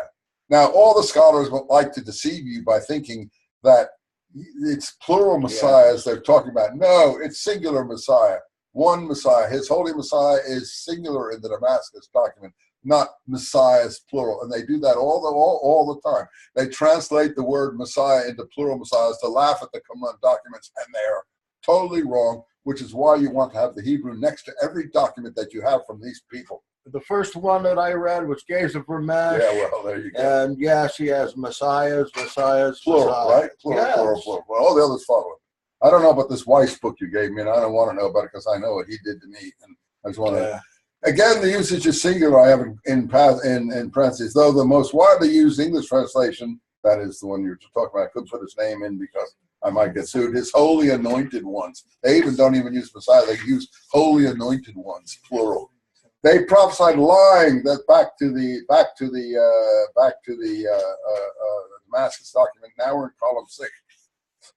Against to turn Israel against God, but God remembered the covenant of the first, that is the forefathers, and raised up from Aaron. This is your priesthood, the sons of Zadok, men of discernment and of wisdom, and made them listen. And they dug the well. And this is a well in the wilderness. The well which the princes dug, which the nobles of the people dug with the staff. Numbers 21. The well is the Torah, and the diggers are the penitents. Remember the penitents? John the Baptist asked you to what? Repent? The penitents, the followers of John the Baptist. That's a first century ideology already creeping in here. The well that the diggers is the Torah, and the diggers are the penitents who went out from the land of Judah. That is where the Romans are occupying with their troops and their Herodian governors, and to sojourn in the land of Damascus. That's where Damascus is first mentioned. Then they don't mean the city of Damascus. The land of Damascus is the whole area outside of Judah to the east, across the Jordan and on into northern Syria, Iraq, and so on. For which reason God called them all princes, because they sought him, God, and their honor was questioned. And their honor was questioned by no man, these princes of the people who went out to sojourn in the land of Damascus. And the staff, he is the interpreter of the Torah. As Isaiah said, he creates an instrument for his works. Isaiah, they're quoting Isaiah and other prophets. And the nobles of the people, they are the ones who came to dig the well with the staves. The staves are hukim. Hukim is the word law. Hawk, a plural for hawk, hakak. And so I give all that here. To walk with an era of evil, and without which they would not persevere until the standing up of one who pours down righteousness at the end of days. All right, the resurrection of the Messiah, the one who pours down righteousness at the end of days. So the end of days is like in Christianity, going to return, and the Qumran documents believe that too. But this is the law. This is not against the law as the Paulinanity would present it. But all who have been brought to the covenant shall not enter the temple to kindle an altar in vain. Rather, they shall be the bars of the door. Remember when Paul went out of the temple, I told you in Acts, there's a passage where they bar the door behind him. They shall be the bars of the door. It's right there. Just as God said, who among you will bar its doors, nor nor should you light any altar in vain. Malachi, and also see Acts 21:30 I have here. If they do not keep the commandments, and do according to the precise letter of the law. So the new covenant, the land of Damascus, like the Last Supper, is to do according to the precise letter of the law. I don't do it, I must admit, and I'm sure most people I know, or maybe my friend here, can do it, but I can't do it, and I freely admit it. But I can admire it. And I know what I don't admire, and I know what I despise. Yeah. But I can admire someone who can do it, and I'm not going to badmouth someone who can do it. But I know the people that I would badmouth. In the era of wickedness, to separate from the sons of the pit. The sons of the pit are all the evil ones, and they say at the one point, hate the sons of the pit, don't love the sons of the pit. In other words, don't love your enemy. Keep away, and I have a parentheses, from which, anyway, that's the base of the word Nazarite, to keep away from. Polluted evil riches acquired by vow or ban, and keep away from the riches of the temple and robbing the poor. They call themselves the poor, which is why early Christianity called them the Ebionites. So it's all here in column 6. I mean, I can go on and on and on and on and on, but I'll just read a little more, then I'll quit here. This Damascus document is wild. Wouldn't you agree? Yes. It's a wild document, and we're so fortunate to have the whole copy from the Cairo Geniza. And it's extremely revealing if you know a little background. If you don't, you read through it. But if you know a little background, boom, your mind just expands with it. What is the era the document is ascribed to? It's not ascribed on here. So who wrote it? What time frame? Well, it's obviously written in the 1st century. That's what I asked. Oh, yeah, no, they don't ascribe it to that. Scholars say everything in the Dead Sea Scrolls written 2nd century BC, because they're dealing with Essenes, of Josephus. I think you missed that part where we talked about these are not the Essenes of Josephus. These are Sicarii Essenes, Zealot Essenes. This is 1st century AD stuff. This is definitely 1st century AD. This is Jamesian stuff. This is, the stuff that we don't know about James that was buried by the enemy's material, the Paulinanity. Okay, and to keep away from the riches of the temple and robbing the poor, the Ebenim, the Anaim, and his people, and murdering orphans, but rather separate, be a Nazarite, be separate from polluted, from pollution, and be pure. And the camps have to be that, and to distinguish between the holy and the profane. Peter learned something like that in Acts 10:15 and 10:21. And to keep the day of the Sabbath according to the precise letter. I don't do that, I admit it. And the festivals, and the day of fasting, Yom Kippur, according to the commandment of those entering the new covenant in the land of Damascus. The new covenant in the land of Damascus, not the new covenant in the cup of the blood of Christ. And there's why that parallel I draw at the end of my,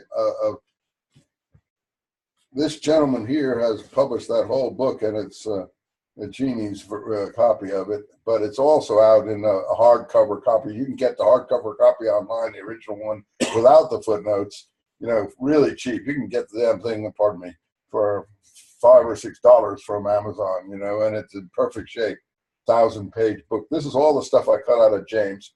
And this guy here has, this you can't get, has published the footnotes in a companion volume. So they're not in there. No, Okay. the numbers are in there. Okay. So the numbers are in there. So I had to write all the footnotes in order to, according to the numbers. Some of the numbers I would have, cut out because they're repetitious a little bit. But all the footnotes are by me, and this guy here, this one has published a companion volume to this. I don't know if Jeannie has it. You have it, do you? No, but please tell me exactly what it is so I can get it. Well, you'll see it. He has it online there in his advertisement. I didn't understand that when I was looking at it. Yeah, Grave Destructions. He has a companion volume. It's about 300 pages, and it's all the footnotes for this one. I recommend it Grave highly, man. distractions. Grave distractions. Yeah, To the publisher. yeah, he has it. He has it. Yes, I understand. the Yeah, and I publisher. think you can probably get it from Amazon too. You know, but you'd have to look up. You'd have to look up. You know, I don't remember the name of the I haven't book. seen it on Amazon. What, this one or the other one? I've seen that Whoa, one. But I haven't seen the companion on it. I got this book. I buy them for myself because I fell out with him over a few things that I did too many corrections in this book and he got peeved at me. But all publishers get peeved. You do too many corrections, particularly of stuff that they've put in some new format that they got to put online. All that. I have to redo that so many times, and I have to redo the copyright number, blah blah. All the work you make me do, blah blah blah blah blah. So I try not to do anything to bug in and give me a free copy. I just buy it myself on Amazon. Like this book cost me $20 on Amazon. I just bought it myself, you know. And because I think he sent me 2 copies as complimentary ones. I gave him. Didn't you have to give up the rights to your own material when you originally wrote for Brill or Layden? Well, as you note, the Brill copyright stuff, I don't know how that worked, but he republished that under a different title. Oh, shh. Quiet, I didn't say that. I don't know. I don't remember the contracts. So you got the rights to your own material. I hope. I have no idea, but I don't think anyone cares anymore from Brill. You know. Don't ask me those embarrassing questions in public, okay? Because I don't want it on the tape here. Cut it out, will you? Anyway, I'll just read a little more of this. I think this is so beautiful. I mean, you may not think. I think this is stupendously beautiful. And we don't have to agree with it. I mean, I'm the first one to admit I don't do all these things, but I admire people who can and do them. I'm not going to say that I don't, but I don't admire traitors to this. I don't admire traitors. And they speak, by the way, they speak of quote deemed traitors in some of the Pesharim, the interpretations, whether it's Habakkuk or they speak of the traitors, and we got traitors, man. We've had traitors today. We've always had traitors. We got Soros. We got traitors and everywhere, you know. We had traitors even during the Holocaust. Not a lot. I mean, those people went to their death pretty docilely, you know. So they were not betraying anything, and they were not running away, and they were. I wouldn't call them cowards. They were just saw themselves in an impossible situation. Anyway, so now. He will pour down righteousness at the end of days, but all who have brought into the covenant shall not enter the temple to kindle the altar in vain. Rather, they shall be the bars of the doors, etc., etc., etc. If they do not keep the commandments, to doing is very important. And in the letter of James, doing is very important. I forget all the references in the letter of James to doing. Osei Torah. Osei Torah. Or Osei Torah. The doers of Torah is important at Qumran too. Let's see. Where are my eyes are so to do according to the precise letter of the Torah in the error of wickedness, to separate from the sons of the pit. Linazer is separate. Nazarite, Nazarenes, Nazarenes, Christianity. To separate from the sons of the pit, to keep away. The verb is linazer, as I say here, is based on the same root as Nazarite, etc. To keep away from polluted evil riches, acquired either by vow or ban, and to keep away from the riches of the temple, because the temple is corrupt and polluted by polluted Herodian high priests, the Sadducees. But that doesn't mean these people are not Sadducees. They are opposition Sadducees who consider the high priest Sadducees, as he said, who are appointed by these hireling upstarts, creeps, and I'm just speaking specifically traitors and unclean. So let's see. Keep away from the rich temple. Let's see. And to keep away from the rich of the temple and robbing the poor and murdering offerings, but rather to separate between polluted and profane, and distinguishing holy and profane, and to keep the day of the Sabbath according to the precise letter, and the festivals a day of fasting according to the commandment of those entering the new covenant in the land of Damascus. So those in the new covenant land of Damascus have to keep all this stuff, to set up the holy things according to the precise specifications, to love each man as brother. Okay, that's part of the 10 Commandments. That doesn't mean love your enemy, even though some people interpret it as meaning that, and himself. The royal law according to the scripture, of course, this is according to James 2:8. That's what James 2:8 also calls the royal law according to the scripture. To strengthen the hand of the meek, the poor, the Ebion, and the convert, the Ger, for each man to seek the welfare of his brother and not to uncover the nakedness of near kin, stay away from fornication, James' instructions to overseas communities. Everything in James' instructions to overseas communities is found right here in this document. To keep away from, again, based on Nazar, fornication, that's literally said. And by the way, Muhammad has ripped that off. That's part of the Islamic religion. Keep away from fornication, whatever it is. What are the categories of James' instructions? 3 or 4 things. But the big thing in that he has is in there strangle things. And no one knows what that is. But in Islam, it is carrion. It is carrion, things that birds or other animals have killed by strangling them, leaving them on the roadway or whatever. So keep away from strangled things. It isn't here, but I mean, it's in the instructions. According to statute, to reprove each man his brother according to the commandments, and to bear no rancor from day to day, to separate the Nazar again from all pollutions. That's where you get the word Nazarene, Nazarite, Nazarene, Nazareth. They want to separate from all pollutions. That's not the New Testament view of what Nazarite, Nazarene, so on is, or Nazarene. According to the statute, and no man should defile his Holy Spirit, here's your Holy Spirit language, which God separated for them. Rather all should walk in these things in perfect holiness. I love that concept of perfect holiness. They believe in the perfection of holiness. It's in other documents where they're in perfect holiness. It's good that we read this section, and we could read the whole thing, but we won't. This is just column 6. My God, what else is in these documents? And we're talking about Essenes here. Give me a break. These are very aggressive Essenes on the basis of the counsel of God, in which they were instructed, faithfully promising that they would live for 1,000 generations. There's a second manuscript adds, promising that they would live for 1,000 generations, as is written, keeping the covenant and grace promised to them who love and keep my commandments for 1,000 generations. Deuteronomy 7:9. And if they are living in the camps, as per the rule of the law, manuscript B, as per the laws of the land as they were of old, and they take wives and they beget sons, they shall walk in accordance with the Torah and according to the statute they were instructed in, as a rule of the Torah, which speaks about between man and his wife, and between a father and his son. But all those rejecting the commandments will be paid the reward on evil one when God visits the earth. I won't read you anymore, but that is one of the greatest documents ever written that we never are told about and never see. So that is, you can have your book back. Okay. What happened?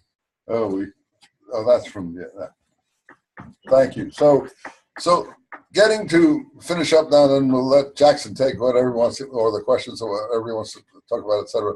As I'm just sort of picking up where I left off last night. I think maybe I should read that poem you said is prophetical when I finish, should I? Yeah. Jackson said I wrote a prophetical poem. You see, he reads my stuff and I don't. So, no, I can't bear to see myself. I never watch myself on television. I don't watch any of the YouTube stuffs. I can't bear to look at myself. I always say, I should have said that better. You've got to read it dramatically, Robert. Oh, God. I might have to go to the bathroom first. I'll have to see. Anyway, I've been drinking too much of this kombucha soda mix, It's 25 pages long, I think. But no, it's not that long. No, it's a 5-minute read. It's worth every second. I'll read it. I've got it recorded if you want, go home and listen to it again. Well, let's start to finish this up. So in any event, these people are out in these wilderness camps doing this final war or fighting against Rome or whatever it is, and it does. There's 3.5 years in Daniel. Something occurs in Daniel, and James is killed in 62, and the war breaks out in 66. And if you do the reckoning, it's 3.5 years after James's death that the war breaks out. I have all that in my books. I think it all relates, and you'll have to look at the. I think that Daniel has time 2.5 times. He says about something or other. And that's all. It's all in the James and my Qumran books, but also this great book that my friend Michael brought along, and I forgot to. I don't read the books, and I forget what I have in them, and I try to avoid thinking about these things, and so on and so forth. So, all right. So let's say that this community that has a righteous teacher. A teacher of righteousness. We find this out from the different commentaries, particularly Habakkuk. Habakkuk is a great commentary. It's not very long, is it? What's it, about 8 pages long or something like that? Yeah. It's something, and it interprets in its own a little bit unusual style different passages in Habakkuk to relate to the present day. People say, don't they relate the prophets to the present day? Yeah, but in the way they relate them, man, it's nothing like you would recognize. I have this, again, recorded with a full commentary on it. This is one of the most important Dead Sea Scroll texts. If you want it's totally important. James and Paul, and you won't get it unless you get a commentary with it. But I have this on 3 sessions. If anybody's interested, we'll talk about it later. And I have it in here. One of my first Brill publications. James the Just and the Habakkuk Confession. When I read that, it blew my mind. Did it really? Yeah. It changed my whole way of thinking. That book. Yeah, that's the one. Those two are the ones. That changed my whole way of thinking. Yeah, these were originally Brill stuff. I don't want to say that. I'm going to shut up. So, so you brought those to sell, right? So we can. No, I'm not selling these. These are only my own copies. I apologize. I would sell them, but I don't have many. I'd have to order them again from Amazon myself. I bought all this stuff from Amazon. I didn't get this from my publisher. I can tell you that because I don't dare ask that guy for anything. Because he's not my publisher. He gets things up online. He's very good at getting things up online. He gets the kind of stuff that people can read online. What's that called when people read stuff online? It's a different tool. E-books or what? The e-books. Kindle. That's Kindle. He gets things in the Kindle. He gets all that e-books. He gets all that kind of stuff up. I couldn't do that if I were worth if I were worth $1 million, I wouldn't be able to do that. So since he does it, he's a Watch out now. Nobody. He's that, and his press is nothing famous or anything, but he does all this work. People say, why don't you give it to Amazon to do, or why don't they have all these people who are self-publishing?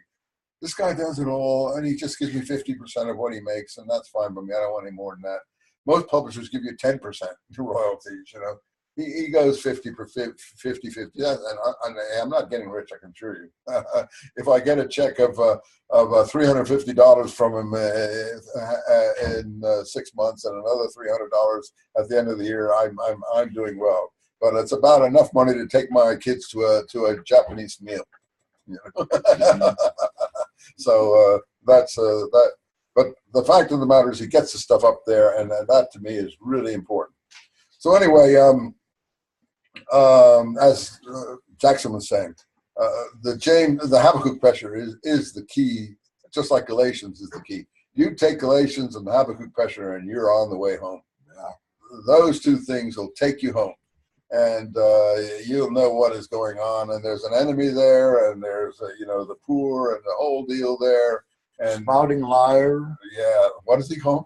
The spouter of lies. The spouter of lying. The spouter of lying. Yeah, we have a spouter, and we don't know very well who the spouter of lying is. Someone knows very well who was with them once, who left, and then I forget what they're supposed to do to backsliders and people who reject the community, whether they're supposed to let them starve to death. I don't think they go and kill them or do that kind of stuff necessarily, but it's in their literature. I don't says remember. They put them out the gate, but to starve to death. But it says they usually have pity on them and bring them back in right before they. Yeah, some of them, but the other ones, like this other chap here, he goes his own way and finds his own.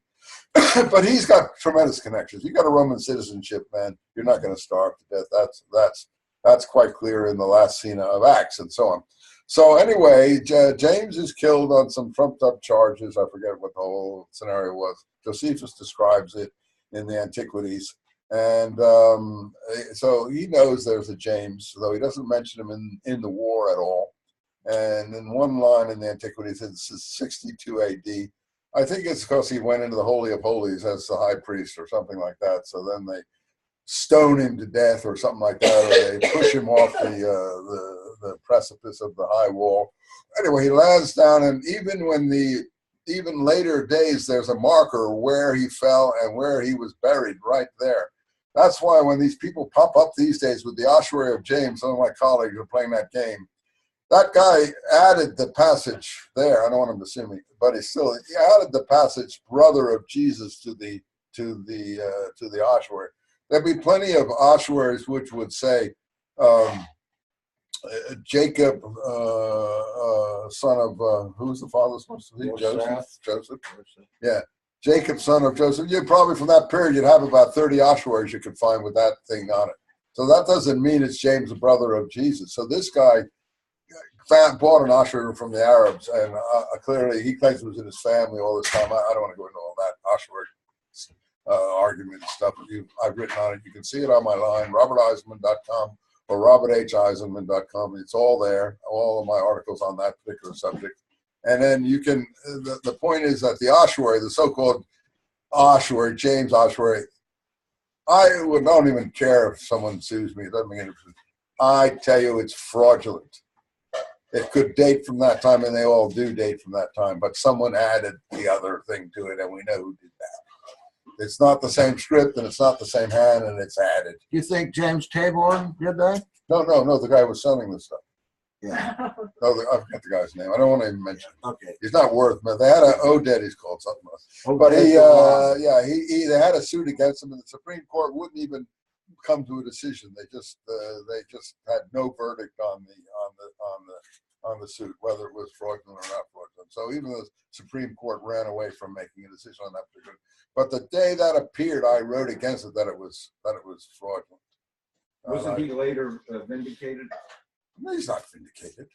Well, they released him from prison. Oh yeah, they did, because the Supreme Court wouldn't give a verdict.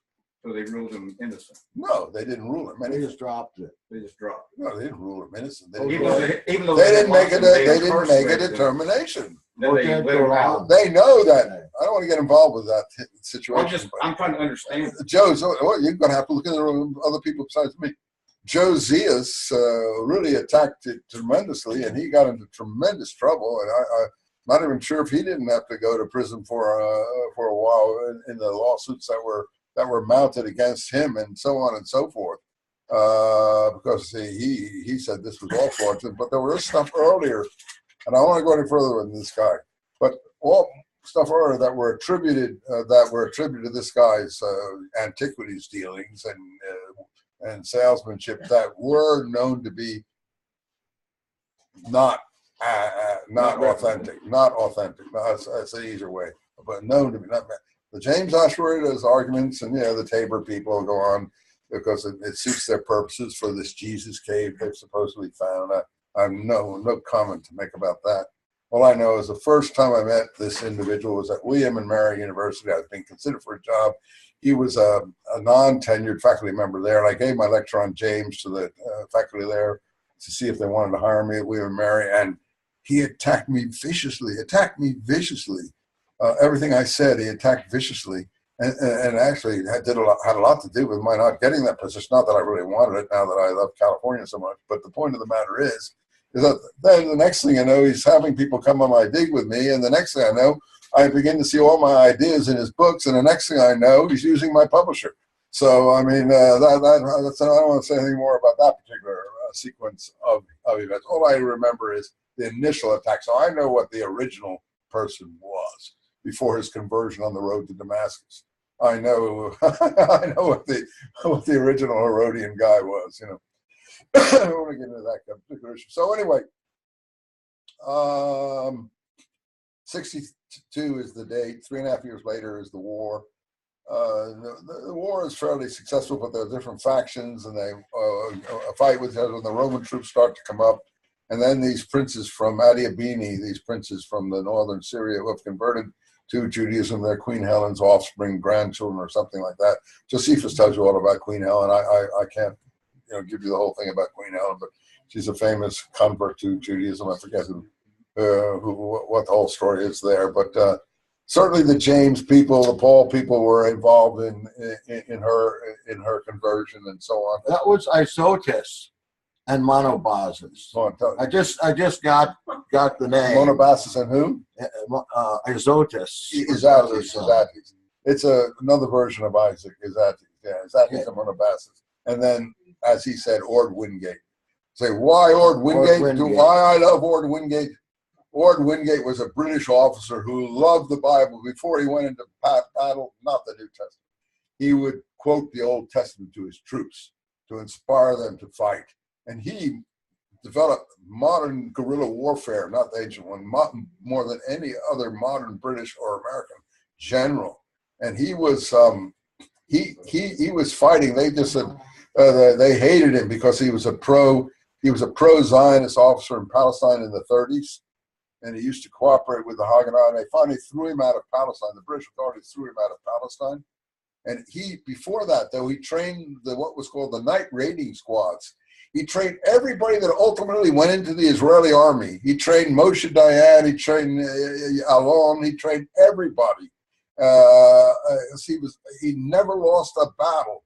He had a battle with Arab terrorists outside of the Sea of Galilee, the town there, Tiberias. And it's an incredible battle that he fights there.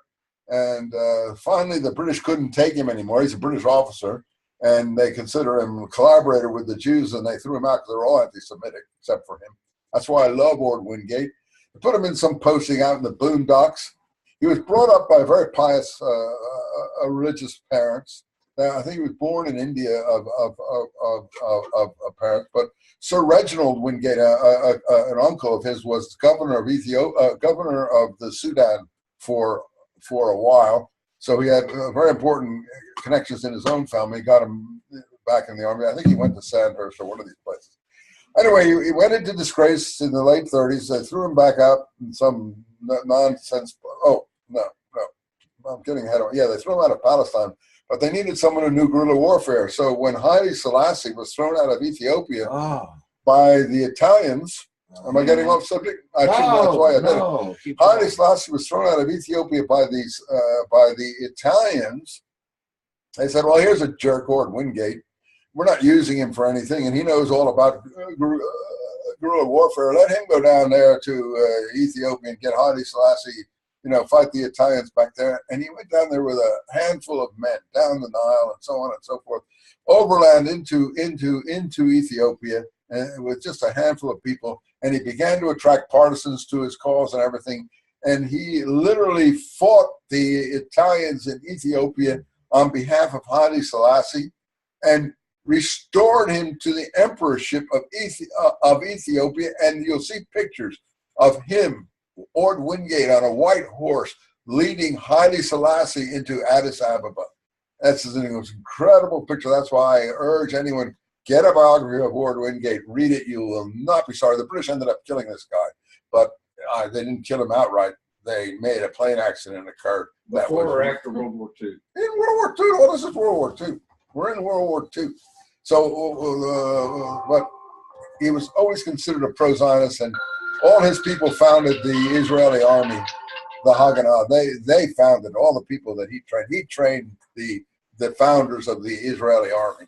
Anyway, so after Ethiopia, it was tremendous success. He recommended people. One guy I actually met, his second in command was another British officer who worked with him in Palestine. His name was Tony Simmons. He ended up living on Cyprus, and when I was leaving Israel once, I went to Cyprus and I met him, and he was a lovely, sweet, wonderful man. He loved Ord Wingate, and he died in the 1990s. There's a wonderful obituary. If you look in Wikipedia under his name, Tony Simmons, Simonds, was Ord's second in command. And he joined the British OSS after that, and was in secret operations, dropping Jews into Yugoslavia to try to save people and all this kind of thing. Hannes Senish was one of his people that was dropped into somewhere and was ultimately killed. That's Tony Simmons. But okay, Ord recommended all these people for DSOs, the High British Award, and none of them were given because of their hatred of Ord Wingate, even though this tremendous Ethiopian success, the first Allied success in the Second World War, you know, and they gave him no credit at all. So they put him out in the boondocks again. Because his recommendations were denied. I hope I'm not boring you. This is a great story, as good as the Bible. He's in the hotel. I forget the famous hotel in Alexandria or in Cairo. I forget the name of it. Shepherd's Hotel, I think it was. And someone's in the next room, and he hears a crash and a bang to the floor. And because the things were denied, Ord Wingate cut his own throat and tried to commit suicide. No British officer who ever tries to commit suicide. So he was in disgrace again and sent out to the boondocks again. Okay, but that's not the end. That's not the end. Oh, he's out in the boondocks. But then the Japanese are throwing the British out of India and all these kind of things. And they need a commander who can do guerrilla fighting to go into Burma. And who comes back? Ord Wingate, because the governor that was in Palestine at the time when he was doing these night raiding squads that trained the Israeli army later on, they remembered Ord Wingate and he asked for him to be sent out to him. And then Ord Wingate went into those things, the Chindit campaigns behind the Japanese lines in Burma, and they were tremendously successful. They wreaked havoc among the Japanese. And the Americans liked him, and so they gave him some American B-20 something or others to drop his men in and drop his supplies. And he was the initiator of people going behind enemy lines and being airdropped supplies from the Americans control their supplies. And this is what they did, and they fought all the way in. He divided into 3 different columns. They all fought their way back. That was the first Chindit campaign. Everyone got back, and they did a tremendous success. They ended up building a strategic airway inside occupied Burma behind Japanese lines.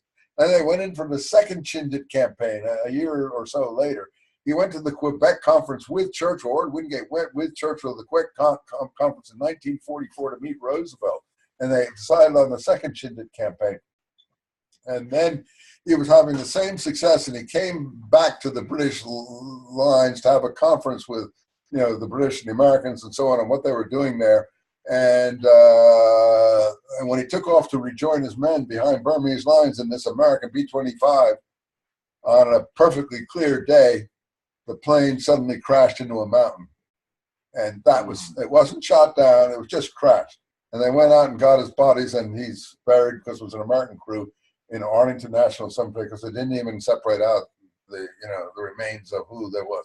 So he died in 1944 in a plane crash in Burma. And then this other guy who got credit for the British reconquest, Lord something or other, you remember the guys? Anyway, whatever his name, he took over. He wanted to be the general in command, this other British general.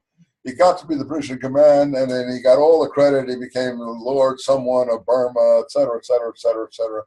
And after the war, he was sent to Australia as a kind of governor, and he had these schools. And it turned out that later on, he was molesting little boys at these schools that he helped found in Australia. This was this guy who had got all the credit for the reconquest of Burma, and Wingate got nothing. All right, that's why I dedicated my James book also to Wingate. Thanks for that story. Is that good? Yeah? Yeah, yes. A righteous man, a righteous warrior, a man of principle who had no fear and never lost a battle in his life. That's why I love him and loved him. And one of my sons named one of his children, gave him a second name of Ord, O-R-D-E. And I would have given my kid a name like that had I felt it was appropriate at that particular moment. But anyway, that's the Ord Wingate story, and that's why I group him with the 2 sons. To me, he's like a convert to Judaism, or the Mosaic way, or whatever you want to call it. Righteous Gentile. Not just righteous, more than that. A man who followed the law and who loved the Bible. But we're talking about the Old Testament. He loved the Old Testament. Okay, so and he fought in that name, and he imbued that spirit into the Israeli army. And to my mind, that's why the Israeli army fights so well, because Ord Wingate helped found it. And his night raiding squads is what he founded in Palestine and did all that. You'll read about it. That's in the 30s. There's a Ord Wingate Institute in Israel, a sports institute where they train people in sports. All right, let's go back to finish up the theory of the scroll thing. So we have these Essenes. James is stoned to death in 62 on some trumped up phony charges of having rendered the Yom Kippur atonement that only the high priest was supposed to render. Yeah, but he was the high priest of his movement. James was the high priest. James was priestly. All the righteous are priestly, I think, according to the Dead Sea Scrolls. All the righteous are priestly. Something like that. You look in my book. In any case, 3.5 years later, the uprising breaks out. Okay, then the Romans come, and these two princes I mentioned are killed in one of the engagements, one of the early engagements. Finally, they're all split up, and the last holdouts flee to Masada. So they say, but I think it's more the Qumran group flees to Masada. Masada is destroyed. The Qumran is destroyed by the Roman armies coming up that way. So the Romans take the temple in 70 AD. Titus and everyone destroys it. And you see the victory procession. You know, they have it on the Arch of Titus. If you've been to Rome, they have the candelabra, the golden candelabra. They melted it down. They didn't keep it. You know what? They used the gold. Queen Helen gave, by the way, the golden candelabra. That's why she's so important to the temple. You have to find out these people yourself, because I can't get into everything. Some people I can give you stuff to look at. What did they probably melted it down. They did melt it down, and they helped build, guess what? The center of blood sports built during this period, the Roman Colosseum.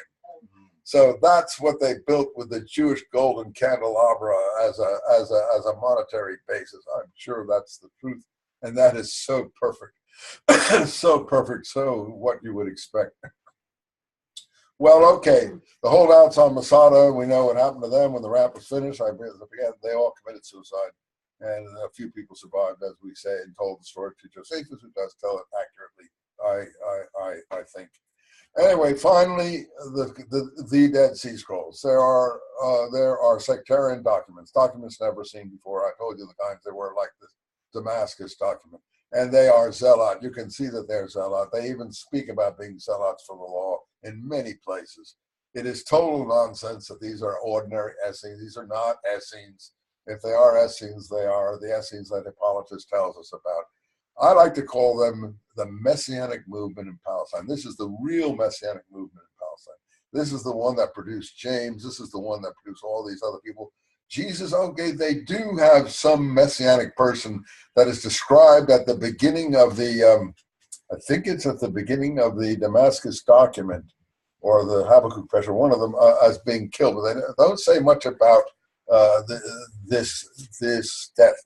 They're more interested in the righteous teacher who comes after this individual. I cover that in my analysis of these documents. So they don't make a big deal of this initial messianic death, but they do refer to an initial messianic death, and we know that that's for sure by crucifixion. So I don't think that that's a betrayal Pauline type teacher, and I don't think it's the kind of teacher portrayed in the Gospels. But I do think it is a teacher like James. And if you want to know something, last thing about James. I say my New Testament. This is my New Testament.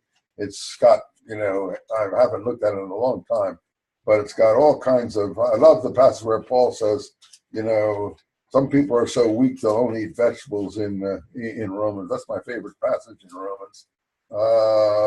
But here in if I can, in Galatians, if I can find it, in this welter of stuff, there's 1 and 2 Corinthians. There's Philippians. It's falling apart. I guess I have to have it rebound. Did you get that out of K4? Yes. Okay. Where is Galatians? Is it after Corinthians? Ephesians. Wait, I know. Is it after Romans, I believe. No, I know. 1 and 2 Corinthians come after that. Is it after 1 and 2 Corinthians? Okay, let's find it. Acts, Romans, Corinthians. Oh, here it is. Yeah, here it is. Galatians. Okay, so I'll just read you this and I'll quit. Chapter 1. Paul, an apostle, not from men. He wasn't appointed by men. not by man, but through Jesus Christ and God the Father who raised him from the dead. He's directly appointed by Jesus. He never met Jesus in his life. He has, he has visionary experiences of Jesus. So he claims to be an apostle not by James, not by the Jerusalem church, not by the Ebonites. He says that he's honest. That's honest. And all the brothers with me, blah, blah, the churches of Galatia, grace, etc., and Lord Jesus Christ, who gave himself for our sins so that he might deliver us out of present evil. Okay, that's fine. That's nothing wrong with that. I marvel that you are so quick to move away from him who called, I can't read it because my eyes are going, under the grace of Christ, to another gospel. Don't like my gospel. You're quick to move away. Yeah, because the real people from the Jerusalem church are coming down and they're moving away, which is not another. But there are some who trouble you and desire to lead you from the gospel of Christ. And he goes on in that way, et cetera, et cetera, et cetera. And then, having said this, I want to get to the part where he says he meets James. Let's see. And as I was progressing in the Jewish religion, beyond many others of my age and my own race, for I was zealous for the traditions of the father, sure he was. When it pleased God, who separated me from my mother's womb and called him by his grace to reveal his son in me. That's right, sure. As God revealed his son in Paul. God must be out of his mind. Nor did I go into nor did I go up to Jerusalem to those who were apostles before him. Oh, he admits there were apostles before him, but he didn't get his appointment from them. And that's true, he's honest. But I went away into Arabia and returned again to Damascus. So he does have that going away, but doesn't mention the vision on the road to Damascus. That's in Acts. This is when he went away into Arabia and returned again to Damascus. He doesn't say he was on his way to Damascus. Then after 3 years, he was in Damascus 3 years. Yeah, this is the truth, not the Acts version of things. I went up to Jerusalem to make friends with Peter, and I remained with him 15 days. But I did not see any other of the apostles except James, the brother of the Lord. And he admits that James, the brother of the Lord, was there up in Jerusalem. Now what I write to you, behold, before God, I lie not. I'm not the liar. At Qumran, he's called the spouter of lies. He's always saying, I lie not. And at Qumran, he's called the spouter of lies. That's my personal view. That's why I'm not popular. So that's some stuff from chapter 1, but let's just do the chapter 2 stuff and I'll quit with you guys. So then he starts off in chapter 2 heaping abuse on the earlier apostles who he thinks are big shots. My eyes are so bad. So he says in chapter 2, but I went according to the revelations, laid before them the gospel which I preach among the Gentiles, and privately to those thought to be important for fear of how I might be running or be running in vain. But not even Titus, who was, being a Greek, was forced to be circumcised. He doesn't like that. Titus would be another Herodian name, who was a Greek who was forced to be circumcised. But this was on account of the fake brothers brought in secretly. So the fake brothers are causing Titus to be circumcised. This is really nasty stuff. I don't know if you see it as nasty. Depends on what side of the thing, but that is not the fake brothers cause. But we already heard from the Damascus document that you would have to do these kinds of things. What about the Lex Cornelius? Let me wait. Just hold on a minute. You can get into that. I'll let you get into it in a minute. Okay, et cetera, et cetera, et cetera. But from those who were thought to be something, that is, these are the fake brothers. Whatever they were makes no difference to me. God does not accept the person of man. For those who were thought to be important did not add anything to me, but on the contrary, seeing that I had been charged with the gospel to the uncircumcised, just as Peter the circumcised. So now we know that Paul goes to the uncircumcised and Peter only to the circumcised. We didn't know that before. He says it here. For he who worked in Peter towards the apostleship of the circumcision also worked in me towards the Gentiles. And when they saw the grace which was given me, James and Peter and John, those esteemed pillars, gave the right hand of friendship to Barnabas and me, that we should go to the Gentiles and they to the circumcision. So they only went to the circumcision, supposedly. Only asking that we should remember the poor, meaning that they should collect money, which was the very thing I was anxious to do. But when Peter came to Antioch, that's why the Antioch is so important, I set my face against him. He opposed Peter. I set my face against him because he was greatly to be blamed. For before some from James, some, he's always saying some, from James, and we know that's not James the brother of John, that's James the brother of Jesus, he's the leader. But some from James, he was eating with Gentiles. So Peter was a swing figure at this point.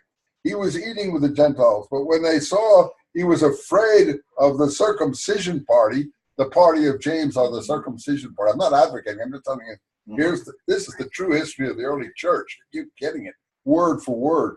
Of the circumcision party, that's the party of James, the brother of the Lord. Let's see, I'm losing my place here.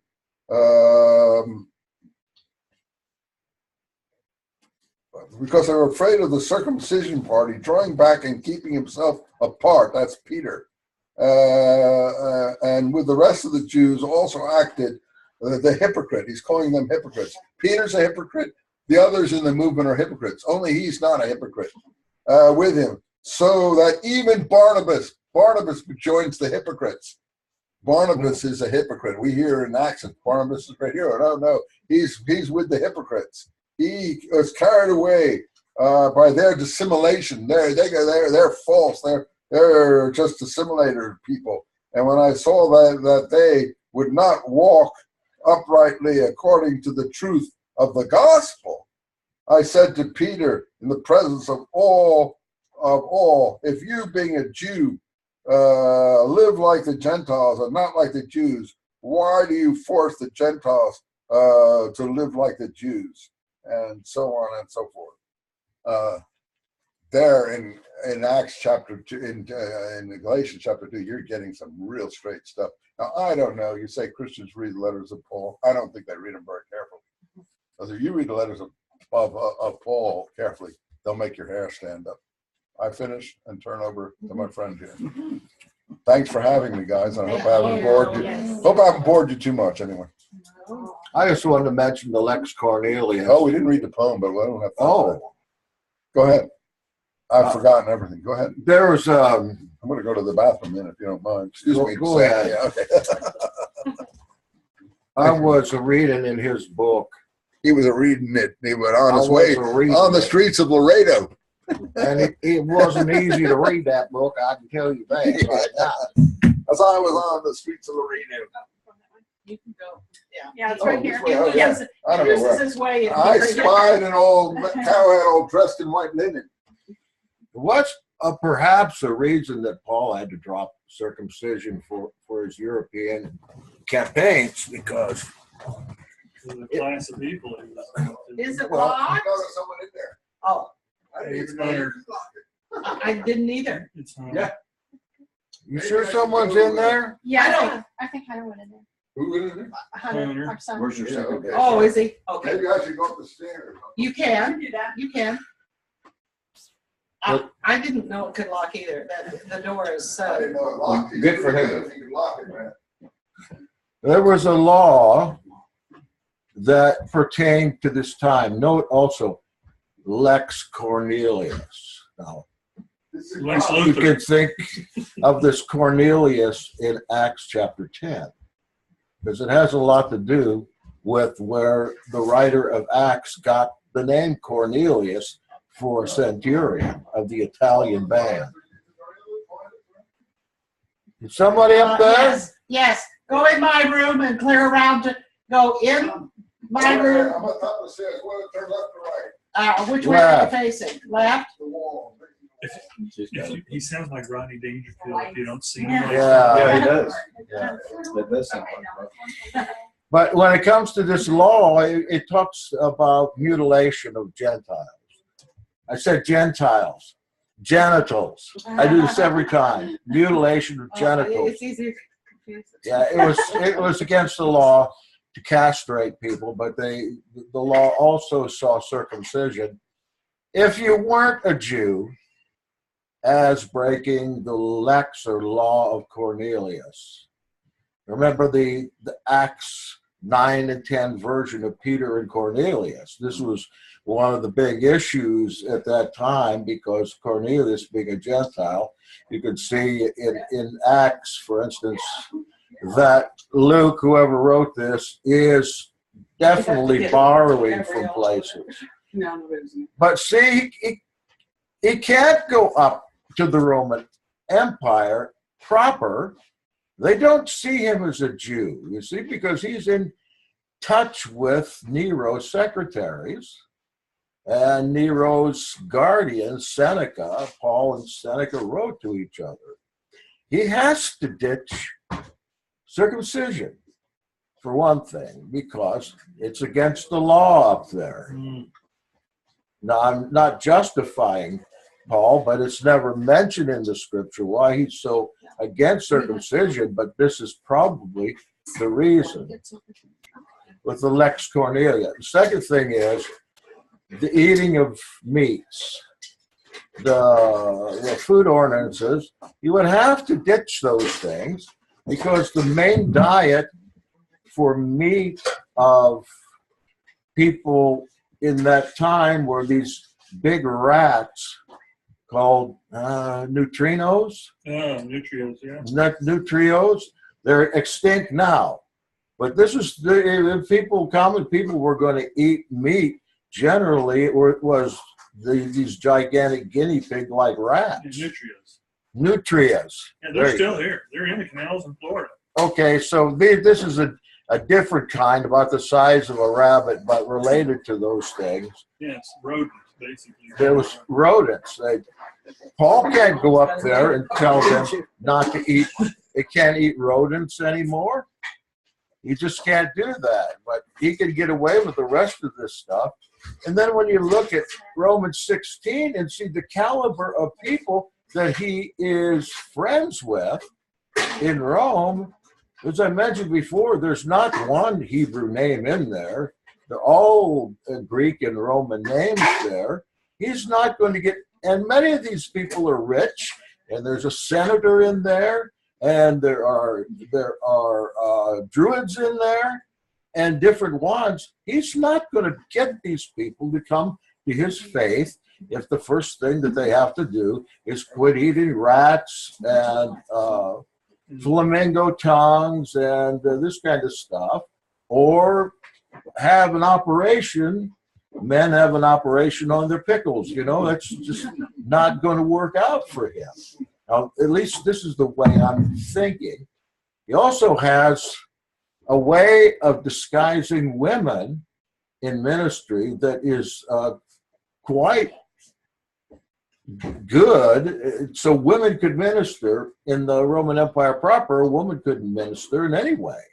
In fact, there was a law about getting married. You had to, if you're between 20 and 50, if you weren't married, you had for 6 months to 2 years to get married. If you didn't, the government would assign you a guardian man who was to take care of your affairs. In 1 Corinthians chapter 9, there is, in your Bible, huge mistranslations, purpose mistranslations. He talks about the concept of sister wives. Okay, sister wives. A man, a believing man, would take on a sister wife of believers, and they would live as man and wife in every way but conjugal relations. You see, so the woman could go with the man into places of ministry. Now, in your Bible, it's always going to say believing wives or Christian wives when it has nothing to do with that. It talks, to me, it means the cohabitation of two believers, a man and a woman, without conjugal, but in every other way, marriage, so that they could do ministry together.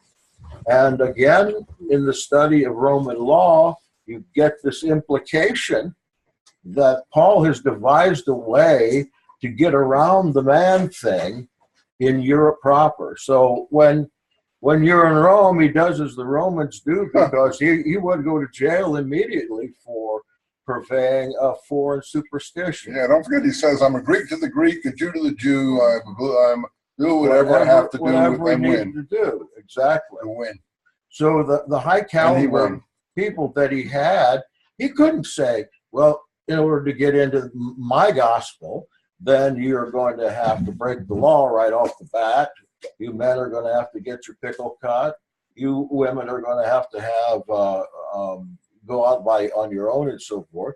He can't do that kind of stuff because he won't last long. And as you go through his letters also, and you know the Roman law, you can find out all kinds of other divisive things that he did in order to get around some of these laws. I just want to mention that in regards to circumcision and why that may have been such a big item. Oh, it's a big problem. Well, let me throw one thing out. In addition to what he's saying about the Muslims, you see, the Muslims, you know, there were Jews who fled down to the Arabian Peninsula, I'm sure, in this period. They didn't all go to Masada.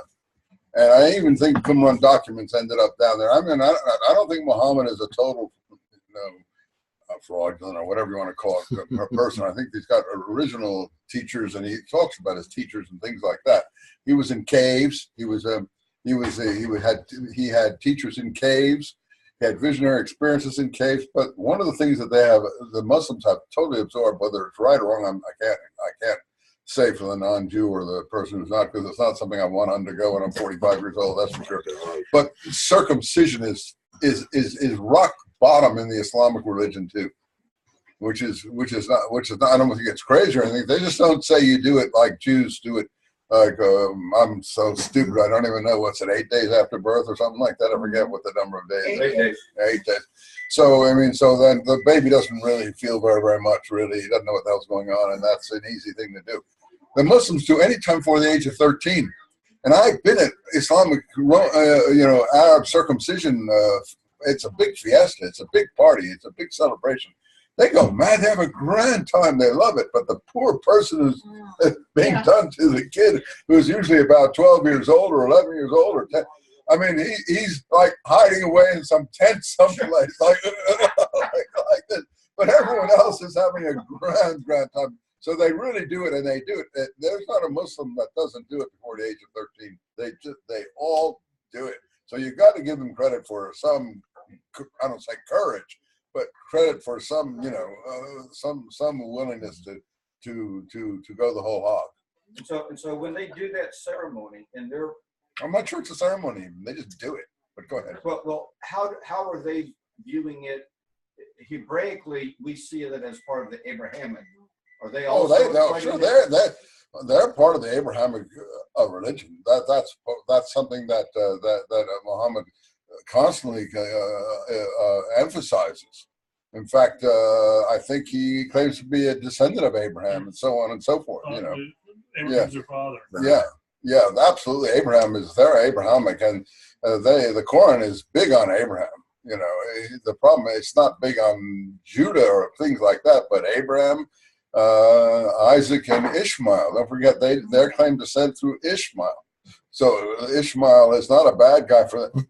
Pardon me, I like the Jews present him, but he's a good guy for them. And I think that's why they do it in this other span of time, because Ishmael also was much older when he got circumcised. I don't know much about that. He wasn't circumcised on the 8th day. Well, I mean, I don't know about the biblical. Someone was asking, do I credit everything in the Bible? I don't know if they got everything right or wrong. I think that's a premise why they don't associate with the 8th day. Well, I mean, because Ishmael was older. Yeah, that makes sense. That makes sense. Yeah, I mean, he has teachers. Muhammad admits to having teachers, and he's on the caravan trade. Don't forget, he goes up to Iraq all of the time. He sees Jews up in Iraq. People are talking about campfires and things like that. He's learning a lot. He really does learn a lot, and he's in caves too. He's in caves with teachers he says that, and his biographers say that, and the biographers are very soon after his death, but within a century, most of them are writing Ibn Ishaq and a few others. But my brain isn't good. I want to say one last thing about my work, which I end the James book, which I think is crucial. Whatever we know about Jesus, whatever we think about Jesus, whatever we believe about Jesus, whatever, how much love we want to do, I say at the end of my James book, and I think this is true, just like with the Kennedy brothers, I'm not crazy about, but whatever. Who and whatever James was, so was Jesus. That's my personal. I really believe that. I think it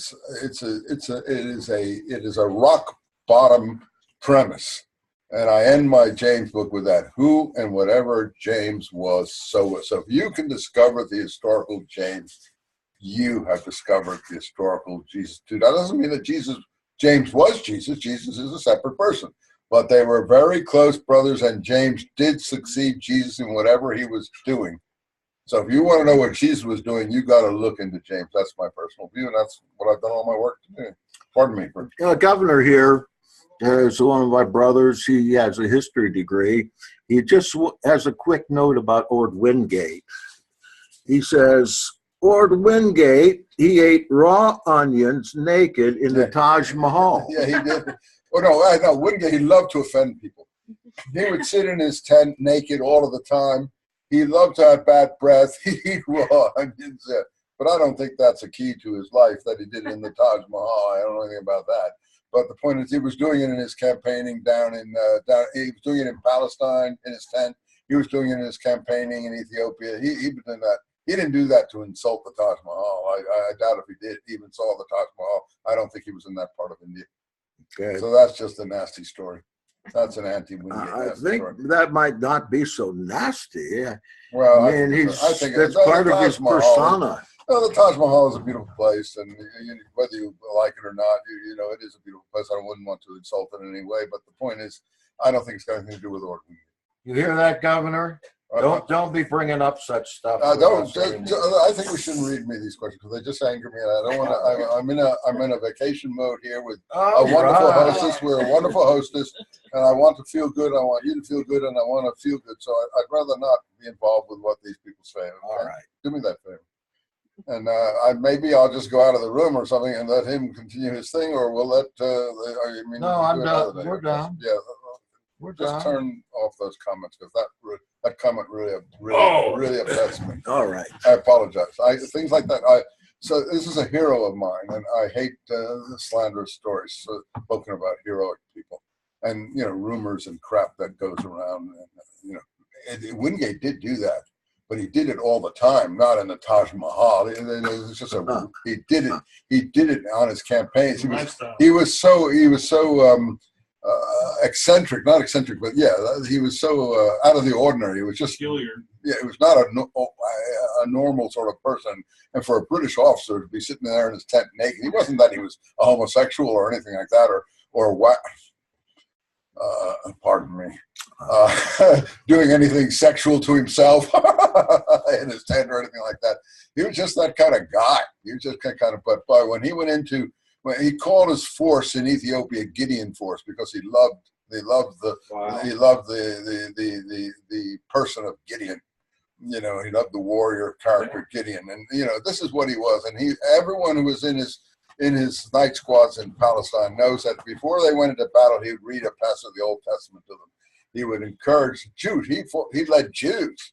Didn't he read the passage on where Jonathan went up through the back way to kill the Philistines? And I wouldn't be surprised. I wouldn't be surprised. I read that, and they went through that passage. I wouldn't be surprised. Yeah, that's the incredible thing. I mean, I don't think Israeli commanders now necessarily do that, and I wouldn't give you 2 cents for Moshe Dayan after he gave the Mosque of Omar away and things like that. Right. So all these Israeli commanders who've been made a name for themselves, all right, they're okay in bravery on the battlefield, but some of them ideologically, I would have my questions about. Wingate, never an ideological question at all. And not just as he's the perfect Gentile in my mind, but he's the perfect Jew too. He's all perfection in everything he does, and the British couldn't tolerate that, and they killed him in his American troop. If that had been in an American plane, In a British plane, it would not have gone into a mountainside. But they didn't give tuppence for an American airplane that were flying around. Yeah, you're going to get rid of him? No, he's in an American plane. Sabotage it. He's in a discussion group. Tinker with the engines. Let them take off with tinkered engines, and that's what they did, and that's what happened, and that was the end of Wingate. Oh, Slim. That was a British commander that took over after Slim. Field Marshal something. What's Slim's first name? I forget. Whitman? Montgomery Slim or something like that. You can find it on the Google search. Slim, and he became Viscount Slim of Burma and everything, and he got all the credit for the Burma victories when Wingate had initiated the initial successes. Wingate, it's just so brave, so brave, so brave. It's just beyond. Just read a biography of him and what he did behind Japanese lines, and how he led his men back through to bring them all home safely, and so on and so forth. I mean, you just blows your mind. And then they would kill this person like a dog. It's just painful. Thanks.